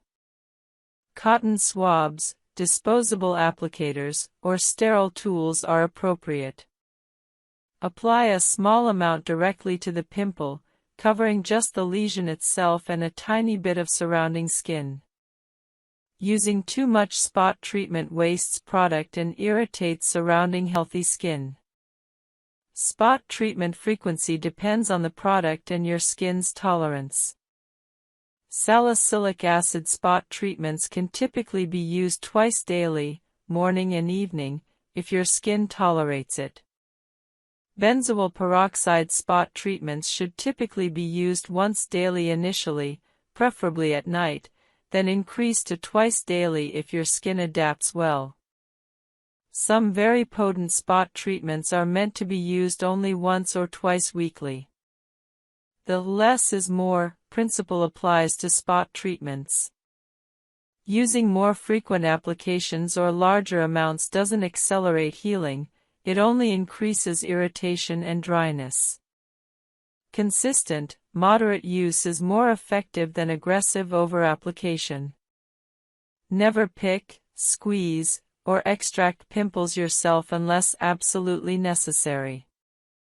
Squeezing ruptures the follicle wall, pushing bacteria, sebum, and dead skin cells deeper into the skin. This spreads the pimple, increases inflammation, and significantly increases scarring risk. Additionally, using your fingers spreads bacteria to other areas of your face, causing more pimples. If a pimple has a visible white center and you feel you must extract it, use a professional extraction tool or, ideally, have a dermatologist perform professional extraction. If you do extract a pimple, do so properly. First, apply a warm compress for 10 minutes to soften the plug and open the pore. Use a sterile lancet or extraction tool, available at pharmacies or dermatology offices, to make a tiny puncture or use an extraction loop to gently apply pressure around the pimple. Never use fingernails. After extracting, immediately apply an antiseptic and then an acne treatment. This approach minimizes the damage compared to aggressive squeezing. Acne patches are an excellent spot treatment innovation. These hydrocolloid bandages, infused with acne-fighting ingredients like salicylic acid, are applied over pimples. They absorb pus and oil from the pimple while protecting it from external bacteria and irritation. Acne patches work best on surface pimples with visible centers rather than deep cystic acne. They're typically left on for 6 to 8 hours or overnight, providing results within 6 to 8 hours to overnight for responsive pimples. Many people use acne patches under makeup during the day or overnight. They're convenient, visible results-oriented, and non-irritating. Pimple patches containing active ingredients like salicylic acid, benzoyl peroxide, or tea tree oil are superior to regular hydrocolloid bandages. However, regular hydrocolloid bandages provide some benefit through moisture management and protection even without active ingredients. Spot treatment serums and gels remain on your skin, typically used twice daily. Apply after cleansing and before moisturizer. Common spot treatment actives include benzoyl peroxide, salicylic acid, azelaic acid, and sulfur. Choose based on your pimple type. Inflammatory acne responds better to benzoyl peroxide, comedonal acne to salicylic acid.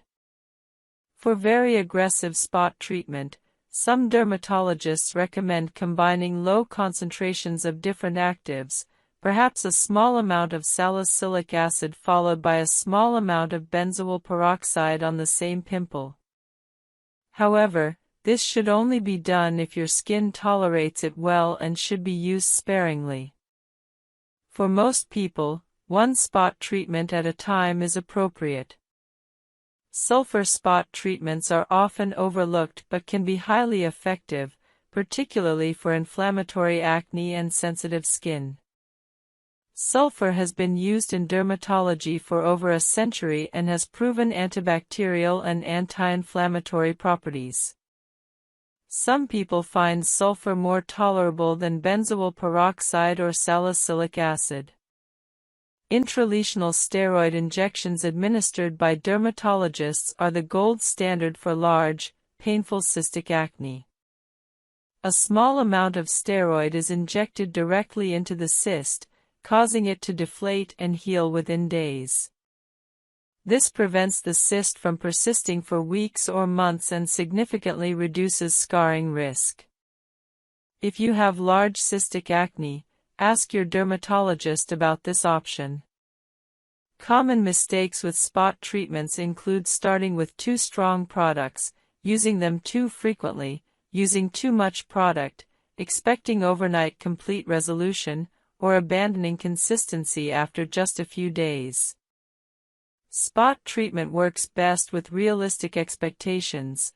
A moderate pimple treated consistently for 3 to 5 days should flatten and improve noticeably. Large cystic pimples take longer and may require professional intervention. Guide 10. Strategic moisturizing for acne-prone skin, hydration without triggering breakouts. One of the most common and damaging myths about acne is that people with acne shouldn't use moisturizer. This myth causes countless people to have dry, irritated, sensitive skin that's actually more prone to acne. Proper moisturizing is absolutely essential for acne-prone skin, and understanding how to moisturize without clogging pores is critical. The reality is that acne-prone skin, especially if you're using acne treatments, desperately needs moisturizer. Here's why. When your skin is dehydrated, it compensates by producing more sebum. This excess sebum actually worsens acne. Additionally, most acne treatments, salicylic acid, benzoyl peroxide, retinoids, cause dryness and irritation. Using moisturizer counteracts these side effects, allowing you to continue treatments without excessive discomfort. Finally, properly hydrated skin has a stronger barrier function, which improves overall skin health and actually reduces acne. The key to moisturizing acne-prone skin is selecting appropriate products. Look for moisturizers specifically formulated as non-comedogenic, meaning they don't clog pores or trigger acne. The ingredients matter significantly. Lightweight hydrating ingredients like hyaluronic acid, glycerin, and humectants hydrate without being occlusive or pore clogging. Niacinamide hydrates while also having acne-fighting properties. Centella asiatica, SICA, soothes irritation and supports skin barrier function. Ceramides strengthen your skin barrier, which is particularly important when using strong acne treatments. Avoid heavy oils and butters if you have acne-prone skin. Coconut oil, shea butter, and petroleum jelly can clog pores in susceptible individuals. However, some facial oils specifically designed for acne-prone skin can be beneficial. Jojoba oil, squalane oil, and rosehip seed oil are lightweight and non-comedogenic for most people. If you choose to use facial oil, use sparingly, just a few drops mixed into your moisturizer or applied as the last step of your routine. Texture matters when choosing a moisturizer for acne-prone skin. Lightweight gels absorb quickly and won't leave your skin feeling greasy. Hydrating lotions provide more hydration than gels while still being lightweight. Creams are heavier but may be necessary during winter or if your skin is severely dry from acne treatments. Everyone's needs are different. Experiment to find what works for you. Application technique is important. Apply moisturizer to slightly damp skin immediately after cleansing or applying treatments. This allows the moisturizer to lock in hydration from the water on your skin.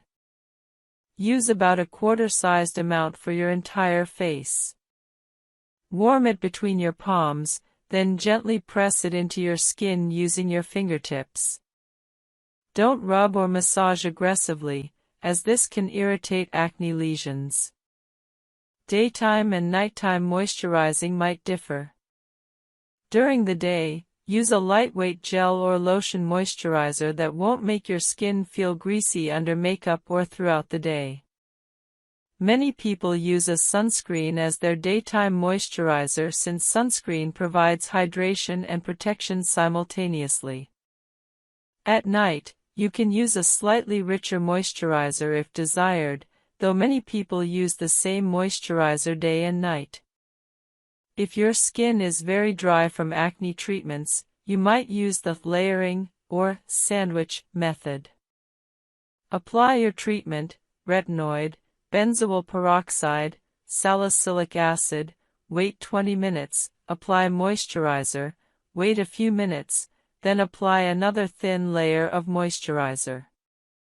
This significantly reduces irritation and dryness while maintaining treatment efficacy. In winter or dry climates, increase moisturizing frequency or richness. You might apply moisturizer twice daily or use a richer nighttime formula. Some people add a facial oil, just a few drops, over their moisturizer for extra hydration during very dry periods. In summer or humid climates, you might reduce moisturizer richness, using only a lightweight gel. If your skin is extremely oily and acne-prone, you might feel you don't need moisturizer. However, most very oily skin is actually dehydrated. The skin is overproducing oil to compensate for internal dehydration. Using a lightweight hydrating moisturizer often actually reduces oil production by satisfying your skin's hydration needs. Sunscreen functions as both protection and moisturizer. Many quality sunscreens for daily use include hydrating ingredients. Use a sunscreen as your daytime moisturizer, applying it after your morning skincare routine and before makeup.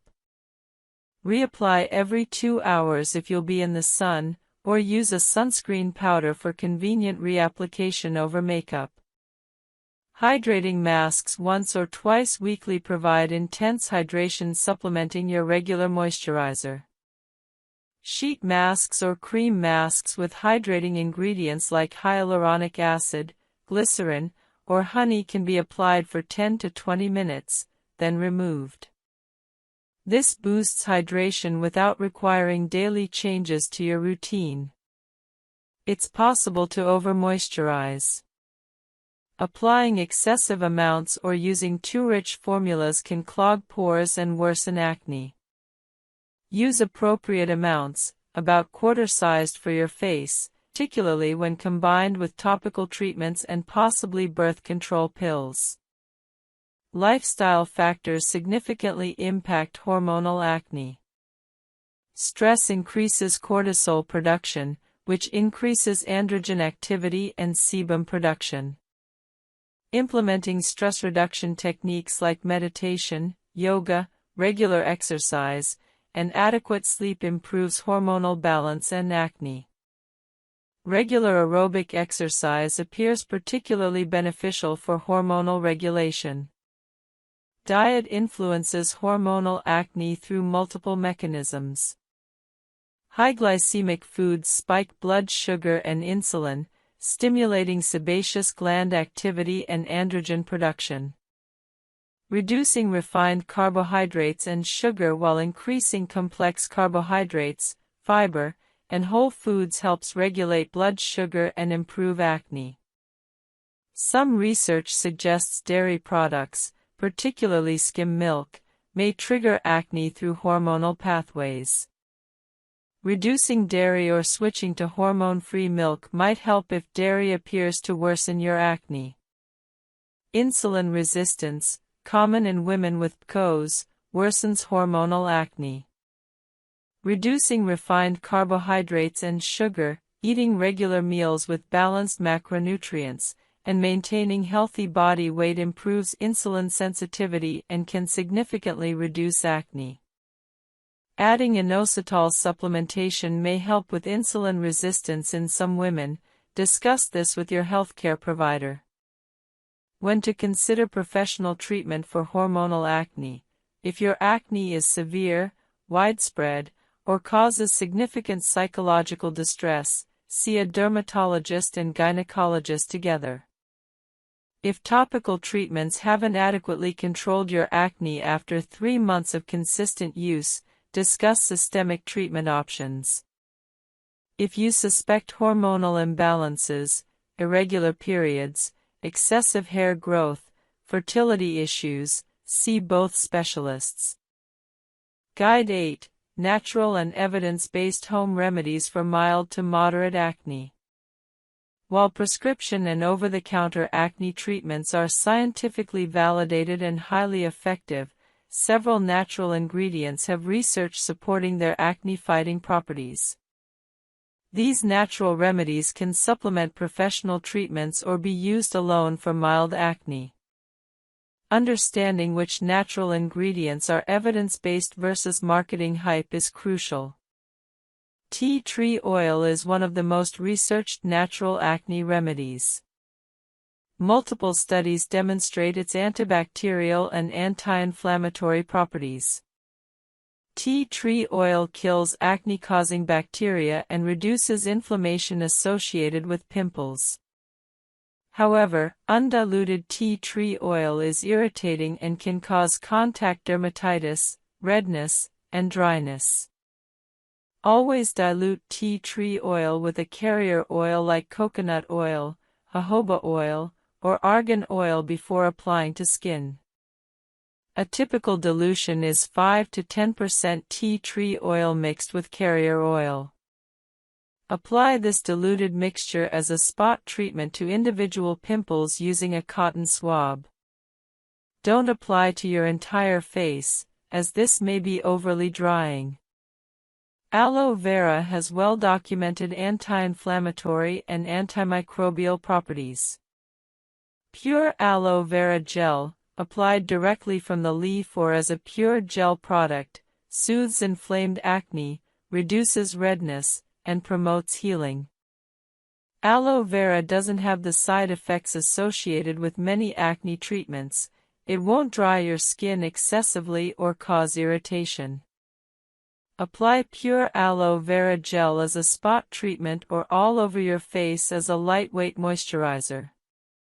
Most people tolerate aloe vera well, though some experience mild irritation. If you're allergic to plants in the Liliaceae family, lilies, onions, garlic, you might react to aloe. Honey, particularly raw and manuka honey, has antimicrobial, anti-inflammatory, and healing properties. Raw honey contains enzymes and compounds that fight bacteria and reduce inflammation. It's gentle and suitable even for sensitive skin. Apply raw honey as an occasional face mask. Mix a small amount with water to create a spreadable consistency. Apply to clean skin for 10 to 15 minutes, then rinse with lukewarm water. You can do this 1 to 2 times weekly. Some people apply honey directly to pimples as a spot treatment. Honey is gentle, affordable, and many people find it effective for mild acne. Green tea contains powerful antioxidants called catechins that have antibacterial, anti-inflammatory, and sebum-reducing properties. Studies demonstrate that topical green tea application reduces acne severity. Brew strong green tea, allow it to cool completely, and use it as a rinse after cleansing, as a toner, or apply it to your face with a cotton pad. Alternatively, use a face mask or moisturizer containing green tea extract. Many commercial skincare products now include green tea for its antioxidant benefits. Most people tolerate green tea topically well, though those with sensitive skin might experience mild dryness. Zinc supplements taken orally may reduce acne severity, particularly in people who are zinc deficient. Zinc plays roles in immune function, wound healing, and anti-inflammatory processes. Studies show mixed results, but some demonstrate zinc supplementation improves acne, particularly in conjunction with other treatments. Typical zinc supplementation for acne is 25 to 50 mg daily. However, excessive zinc supplementation can cause nausea and copper deficiency, so don't exceed recommended doses without medical guidance. Consult your doctor before starting zinc supplements, particularly if you take other medications. Niacinamide, vitamin B3, is a natural compound with antibacterial, anti-inflammatory, and sebum-regulating properties. While available in supplements, topical niacinamide is more relevant for acne. Many skincare products now include 4 to 5% niacinamide. Studies demonstrate that niacinamide reduces sebum production and acne lesions with minimal irritation. It's suitable even for very sensitive skin and works well alongside other treatments. Azelaic acid, a naturally occurring compound found in grains like barley and rye, has proven antibacterial and anti-inflammatory properties. It's more commonly available as a prescription medication, Azalex, Phenacea, or in over-the-counter products, but azelaic acid is naturally derived. It's particularly effective for post-inflammatory hyperpigmentation and rosacea-related acne. Dietary changes based on research can improve acne. Eating antioxidant-rich foods like berries, dark chocolate, and colorful vegetables reduces inflammation throughout your body, including your skin. Omega-3 fatty acids from fish, walnuts, and ground flax seeds have anti-inflammatory effects and may reduce acne. Increasing fiber intake through whole grains and vegetables improves digestion and may improve skin. Reducing sugar and refined carbohydrates reduces blood sugar spikes that worsen acne. Hydration deserves special mention. Drinking adequate water, about 8 to 10 glasses daily, maintains skin hydration from within, supports detoxification, and promotes overall skin health. While water alone won't cure acne, adequate hydration is fundamental to clear skin. Sleep is profoundly important. During sleep, your body releases growth hormone and reduces cortisol, supporting skin repair and reducing inflammation. Poor sleep increases cortisol, promotes inflammation, and worsens acne. Consistently getting 7 to 9 hours of quality sleep significantly improves skin health and acne. Stress reduction through meditation, yoga, deep breathing, or regular exercise reduces cortisol and inflammation, directly improving acne. Chronic stress is a well-documented acne trigger. Even 10 to 15 minutes of daily meditation or yoga can measurably improve skin. Important limitations of natural remedies. Most natural remedies are suitable for mild acne only. If you have moderate to severe acne, particularly cystic acne, natural remedies are insufficient and you require professional treatment. Natural remedies work best alongside professional treatments, not as replacements. Natural doesn't automatically mean safe or effective. Many natural substances are irritating or ineffective for acne. Finally, natural remedies require consistent use for 4 to 8 weeks to demonstrate effectiveness. Don't expect immediate results. Guide 9. Spot Treatment Mastery, Targeted Acne Lesion Treatment and Prevention. Spot treatments allow you to apply potent acne-fighting ingredients directly to individual pimples, minimizing exposure to surrounding healthy skin. Mastering spot treatment techniques accelerates healing and prevents scars. Understanding when and how to use different spot treatments is essential for optimal results. Timing is everything with spot treatments. The most effective time to treat a pimple is at the earliest sign of its formation. Many people feel a small bump developing under their skin 1 to 2 days before it becomes visible. Applying spot treatment immediately when you feel this early bump can prevent it from fully developing. If you notice a pimple just starting to form, small, red, not yet inflamed, beginning treatment immediately can prevent significant inflammation and reduce healing time by days. Different pimple types require different treatments. For small whiteheads or pimples with visible centers, spot treatments with salicylic acid effectively flatten the pimple and accelerate healing. Apply a salicylic acid spot treatment directly to the whitehead using a clean cotton swab or applicator. For closed comedones or small flesh-colored bumps, salicylic acid is also most effective.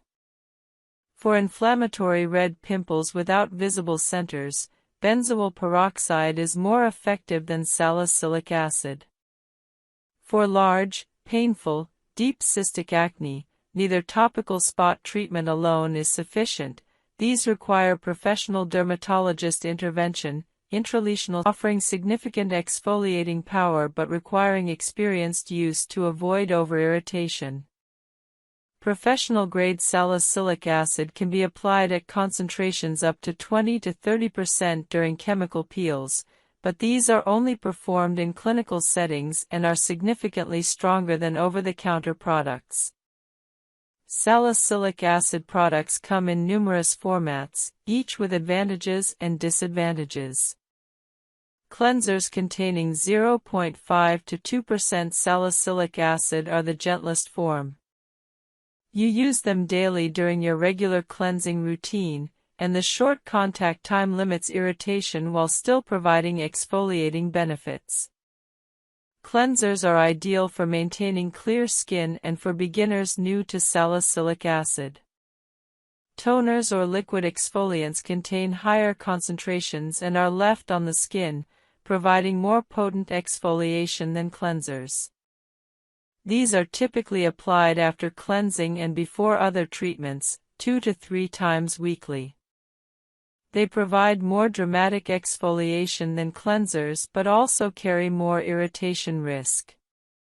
Serums and treatments are concentrated salicylic acid formulations meant to be applied to specific areas or the entire face, typically 2 to 3 times weekly. They're left on the skin and provide significant exfoliation. These are powerful products best used by those with resilient, acne-prone skin who have already adapted to gentler salicylic acid products. Spot treatments apply high concentrations of salicylic acid directly to individual breakouts for targeted treatment. These are excellent for treating isolated pimples without exfoliating your entire face. Starting with salicylic acid requires a conservative approach. If you've never used it before, begin with a 0.5% cleanser or 1% toner used 2 to 3 times weekly. Use it for 2 to 3 weeks, assessing your skin's response. If your skin tolerates it well without excessive irritation, dryness, or sensitivity, you can increase frequency to daily use or switch to a higher concentration product. When applying salicylic acid toners or serums, use clean fingertips or a cotton pad to apply evenly across your face, focusing on areas prone to acne. Use about a nickel-sized amount for your entire face. Apply to completely dry skin. Applying to damp skin increases irritation. Allow the product to dry completely before applying other products. Some salicylic acid products are meant to stay on your skin indefinitely, while others are meant to be rinsed off after a specific time. Read instructions carefully. Common mistakes when using salicylic acid include starting with too high a concentration, using it too frequently, combining it with too many other actives, and failing to moisturize adequately afterward. Starting with 2% and using it daily will almost certainly cause excessive irritation, dryness, and peeling. You're much better served starting gently and gradually increasing. Never combine salicylic acid with benzoyl peroxide on the same evening initially. Both are exfoliating actives that can cause significant irritation if used together by someone whose skin isn't accustomed to strong treatments. Once your skin has adapted to each individually, you might combine them cautiously, but build up to this gradually. Salicylic acid makes your skin more sun-sensitive, not severely, but notably. Always use SPF 30+ sunscreen daily when using salicylic acid. This is not optional. Sun exposure can cause post-inflammatory hyperpigmentation in acne-prone skin, and salicylic acid increases this risk. Side effects of salicylic acid are generally mild and resolve with time or reduced usage. Dryness is common, particularly if you're using higher concentrations or frequent applications. Combat dryness by using a good hydrating moisturizer immediately after applying salicylic acid. Mild peeling is normal and actually desirable. It indicates exfoliation is occurring. However, severe peeling suggests you're using too much. Slight irritation and redness may occur initially but typically resolve within 1 to 2 weeks. Some people experience temporary worsening of acne as impurities are brought to the surface, but this purging phase is usually short-lived. Results from salicylic acid appear gradually. After 2 weeks of consistent use, you might notice smoother texture. After 4 weeks, you should see reduced comedones and fewer new breakouts. Most people see significant improvement after 6 to 8 weeks of consistent use. However, salicylic acid works best for comedonal acne, blackheads and whiteheads, and mild inflammatory acne. For severe inflammatory or cystic acne, combining salicylic acid with other treatments like benzoyl peroxide or prescription retinoids is often necessary. Salicylic acid is safe for long-term use. Many people successfully maintain clear skin using salicylic acid indefinitely as their primary exfoliation and treatment method. However, occasionally, skin can become desensitized to salicylic acid if used continuously for extended periods. If you notice that salicylic acid that previously worked well seems less effective, take a 1 to 2 week break, then resume using it. This often restores its effectiveness. Alternatively, you can rotate between salicylic acid and other exfoliants like glycolic acid to prevent desensitization. Guide 5. Benzoyl peroxide, Comprehensive Guide to Bacterial Killing and Inflammatory Acne Treatment. Benzoyl peroxide is one of the most effective and widely recommended acne treatments by dermatologists. Unlike salicylic acid, which primarily removes dead skin cells and excess oil, benzoyl peroxide specifically targets the acne-causing bacterium Cutibacterium acnes. Understanding benzoyl peroxide's mechanism, concentrations, and proper application is crucial for maximizing its effectiveness while minimizing side effects. Benzoyl peroxide works through a unique mechanism. It generates reactive oxygen species that directly kill bacteria. This is fundamentally different from antibiotics, which the bacteria can develop resistance to. Bacteria cannot develop resistance to benzoyl peroxide because it works through oxidative stress rather than targeting specific bacterial proteins. This makes benzoyl peroxide an invaluable tool in acne treatment, particularly since antibiotic resistance is an increasingly serious problem in dermatology. Beyond bacterial killing, benzoyl peroxide has anti-inflammatory effects, helping reduce the redness and swelling associated with inflammatory acne.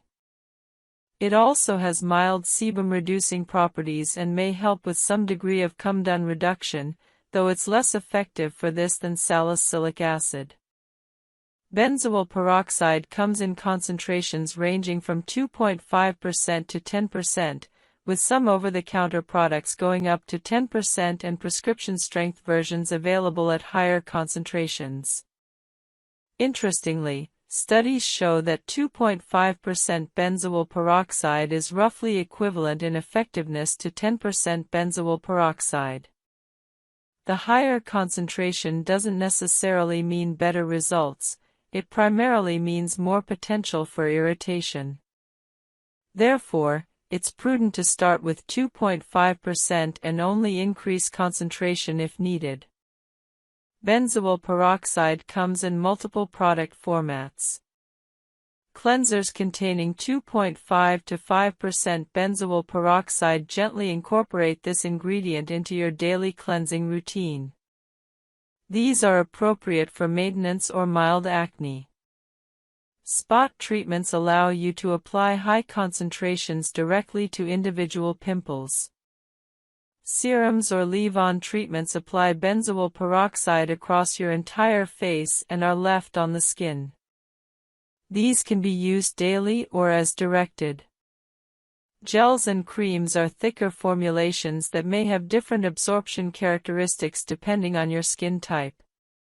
Starting with benzoyl peroxide requires similar caution as salicylic acid.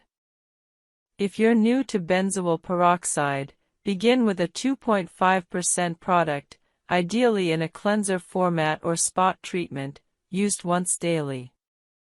Most people find evening application easier than morning application since benzoyl peroxide doesn't require sun protection and can be easily washed off in the morning.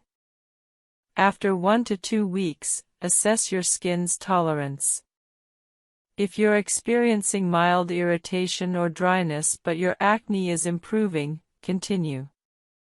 After 2 to 3 weeks, if your skin tolerates the product well, you can increase frequency to twice daily or increase the concentration to 5%. Application technique is critical.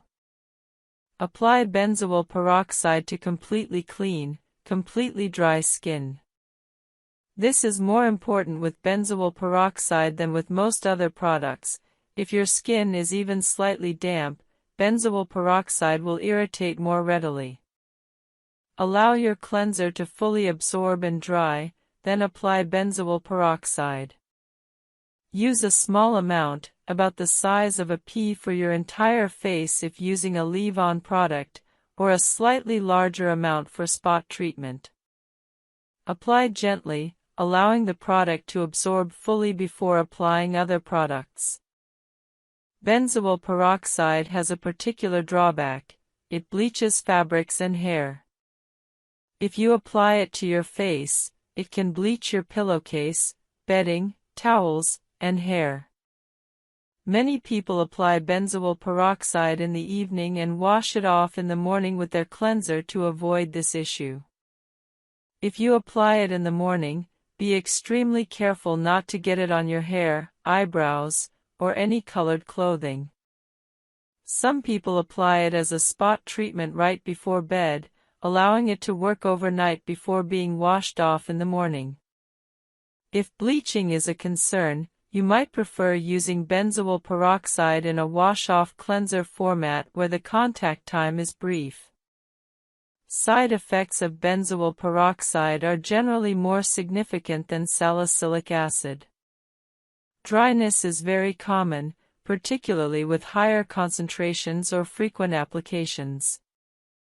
Combat this by using an excellent moisturizer after applying benzoyl peroxide. Some people find that benzoyl peroxide dries their skin excessively even at 2.5% concentration.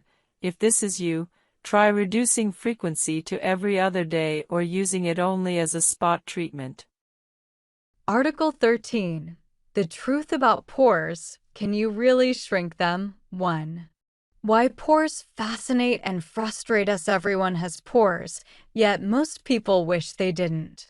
We obsess over them in magnifying mirrors, wondering why they look so large, uneven, or dirty.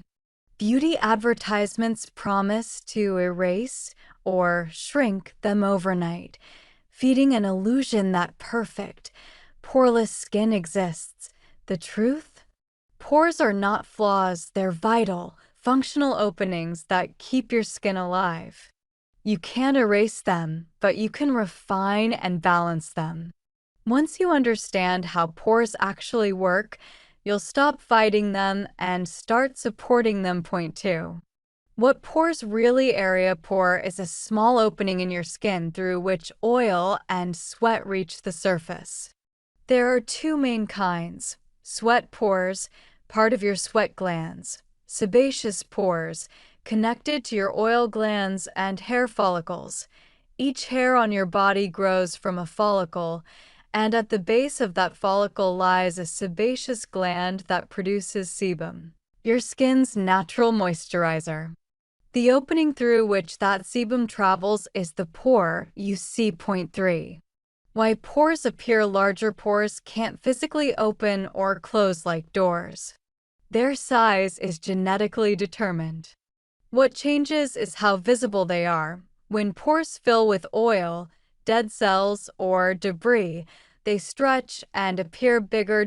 A buildup of sebum oxidizes at the surface, turning dark. That's the blackhead you notice. Enlarged pores are usually a reflection of skin texture, oil balance, and age, not cleanliness. Point 4.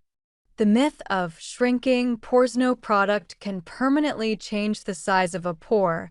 You can't close them, tighten them forever, or make them disappear. What you can do is minimize their appearance by keeping them clean, hydrated, and surrounded by healthy collagen. Think of pores like the openings in fabric. When the fibers are strong and elastic, the holes look smaller. When the fabric stretches or weakens, they widen. Point 5. Genetics and skin type. Genetics play the largest role in pore size. People with oily or combination skin naturally have larger pores because they produce more sebum. Those with dry skin have smaller pores but may suffer from flaking and tightness. You can't change your genetics, but you can manage the conditions that make pores look worse: oil buildup, dehydration, and aging. Point 6. The role of collagen and aging. Collagen is the scaffolding that supports your skin. In youth, collagen keeps everything firm and lifted. As collagen declines with age, pores lose support and look more visible. That's why retinoids, vitamin C, and sunscreen, which protect and rebuild collagen, indirectly make pores look smaller over time. Point 7. Daily cleansing habits matter more than you think. Cleansing doesn't close pores, but it does prevent them from stretching. Wash your face twice daily with a mild, pH-balanced cleanser to remove oil and impurities. If you wear makeup or sunscreen, double cleanse at night. Start with an oil cleanser, then use a gentle water-based one. Avoid harsh scrubbing. Friction inflames pores and worsens texture. Point 8. Exfoliation. The great refiner. Dead skin cells are like dust in your pores. Exfoliation clears them out before they settle. Chemical exfoliants such as salicylic acid, BHA, penetrate deep into oily pores, dissolving clogs from within. Alpha hydroxy acids, AHAs, like glycolic or lactic acid, polish the surface for a smoother look. Use exfoliants 2 or 3 times a week. Overdoing them can damage your barrier and enlarge pores further. Point 9. Steam and warm water. Temporary effects. Only steam opens pores visually, not physically. Heat softens oil plugs, making extraction easier, but once the skin cools, pores return to normal size. Steaming is useful before applying masks or doing extractions. Just don't overheat the skin or do it daily. A 5-minute warm compress once a week is plenty. Point 10. Cold water and ice. The short-term tightener. Splashing cold water or rubbing ice on the face constricts blood vessels and gives a temporary tightening sensation. It's refreshing but doesn't change pore size. However, it can reduce inflammation and make pores appear smaller for a few hours, a good pre-event trick, not a long-term cure. Point 11. Clay masks. Nature's vacuum cleaners. Clay masks, especially those made from kaolin or bentonite, absorb excess oil and impurities. Use once or twice weekly, leaving it on for no longer than 10 minutes. Overusing clay masks can dry the skin and paradoxically cause more oil production. Always follow with a hydrating serum or moisturizer afterward. Point 12. Retinoids, the real game changers. Retinoids are vitamin A derivatives that increase cell turnover and boost collagen by clearing dead cells and thickening the dermal layer. Retinoids reduce the appearance of pores from within. Start slowly, 2 nights a week, and moisturize generously. Over time, usually 12 weeks or more, your pores appear smoother, tighter, and less noticeable. Point 13. Niacinamide. The balancer niacinamide, or vitamin B3, is one of the most versatile ingredients for all skin types. It regulates oil production, strengthens the barrier, and brightens dullness. Regular use. 5 to 10% concentration helps balance sebum and refine texture, giving pores a soft focus look under light. Point 14. Sunscreen. The unsung hero of pore care. UV damage breaks down collagen, leading to sagging and enlarged pores. Wearing sunscreen daily protects your skin structure and prevents further enlargement. Look for lightweight, non-comedogenic formulas. They won't clog pores or feel greasy. Point 15. Hydration. The overlooked secret: dehydrated skin exaggerates pores.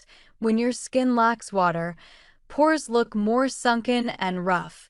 Using hydrating serums with hyaluronic acid and glycerin plumps the surrounding tissue, softening the entire texture. Drink enough water, but remember, topical hydration matters. 2.16. Professional treatments that deliver. If home care isn't enough, dermatologists can offer advanced treatments. Chemical peels, laser resurfacing, and microneedling all stimulate collagen and refine texture. Microneedling creates microinjuries that trigger new collagen formation, tightening skin naturally. Laser treatments target oil glands and promote smoothness. These aren't overnight miracles, but consistent sessions yield visible refinement. Point 17. Why overcleansing backfires. Many people with visible pores think the solution is to scrub harder. In reality, overcleansing strips natural oils and triggers rebound sebum. The skin produces even more oil to compensate. Gentle cleansing twice daily is optimal.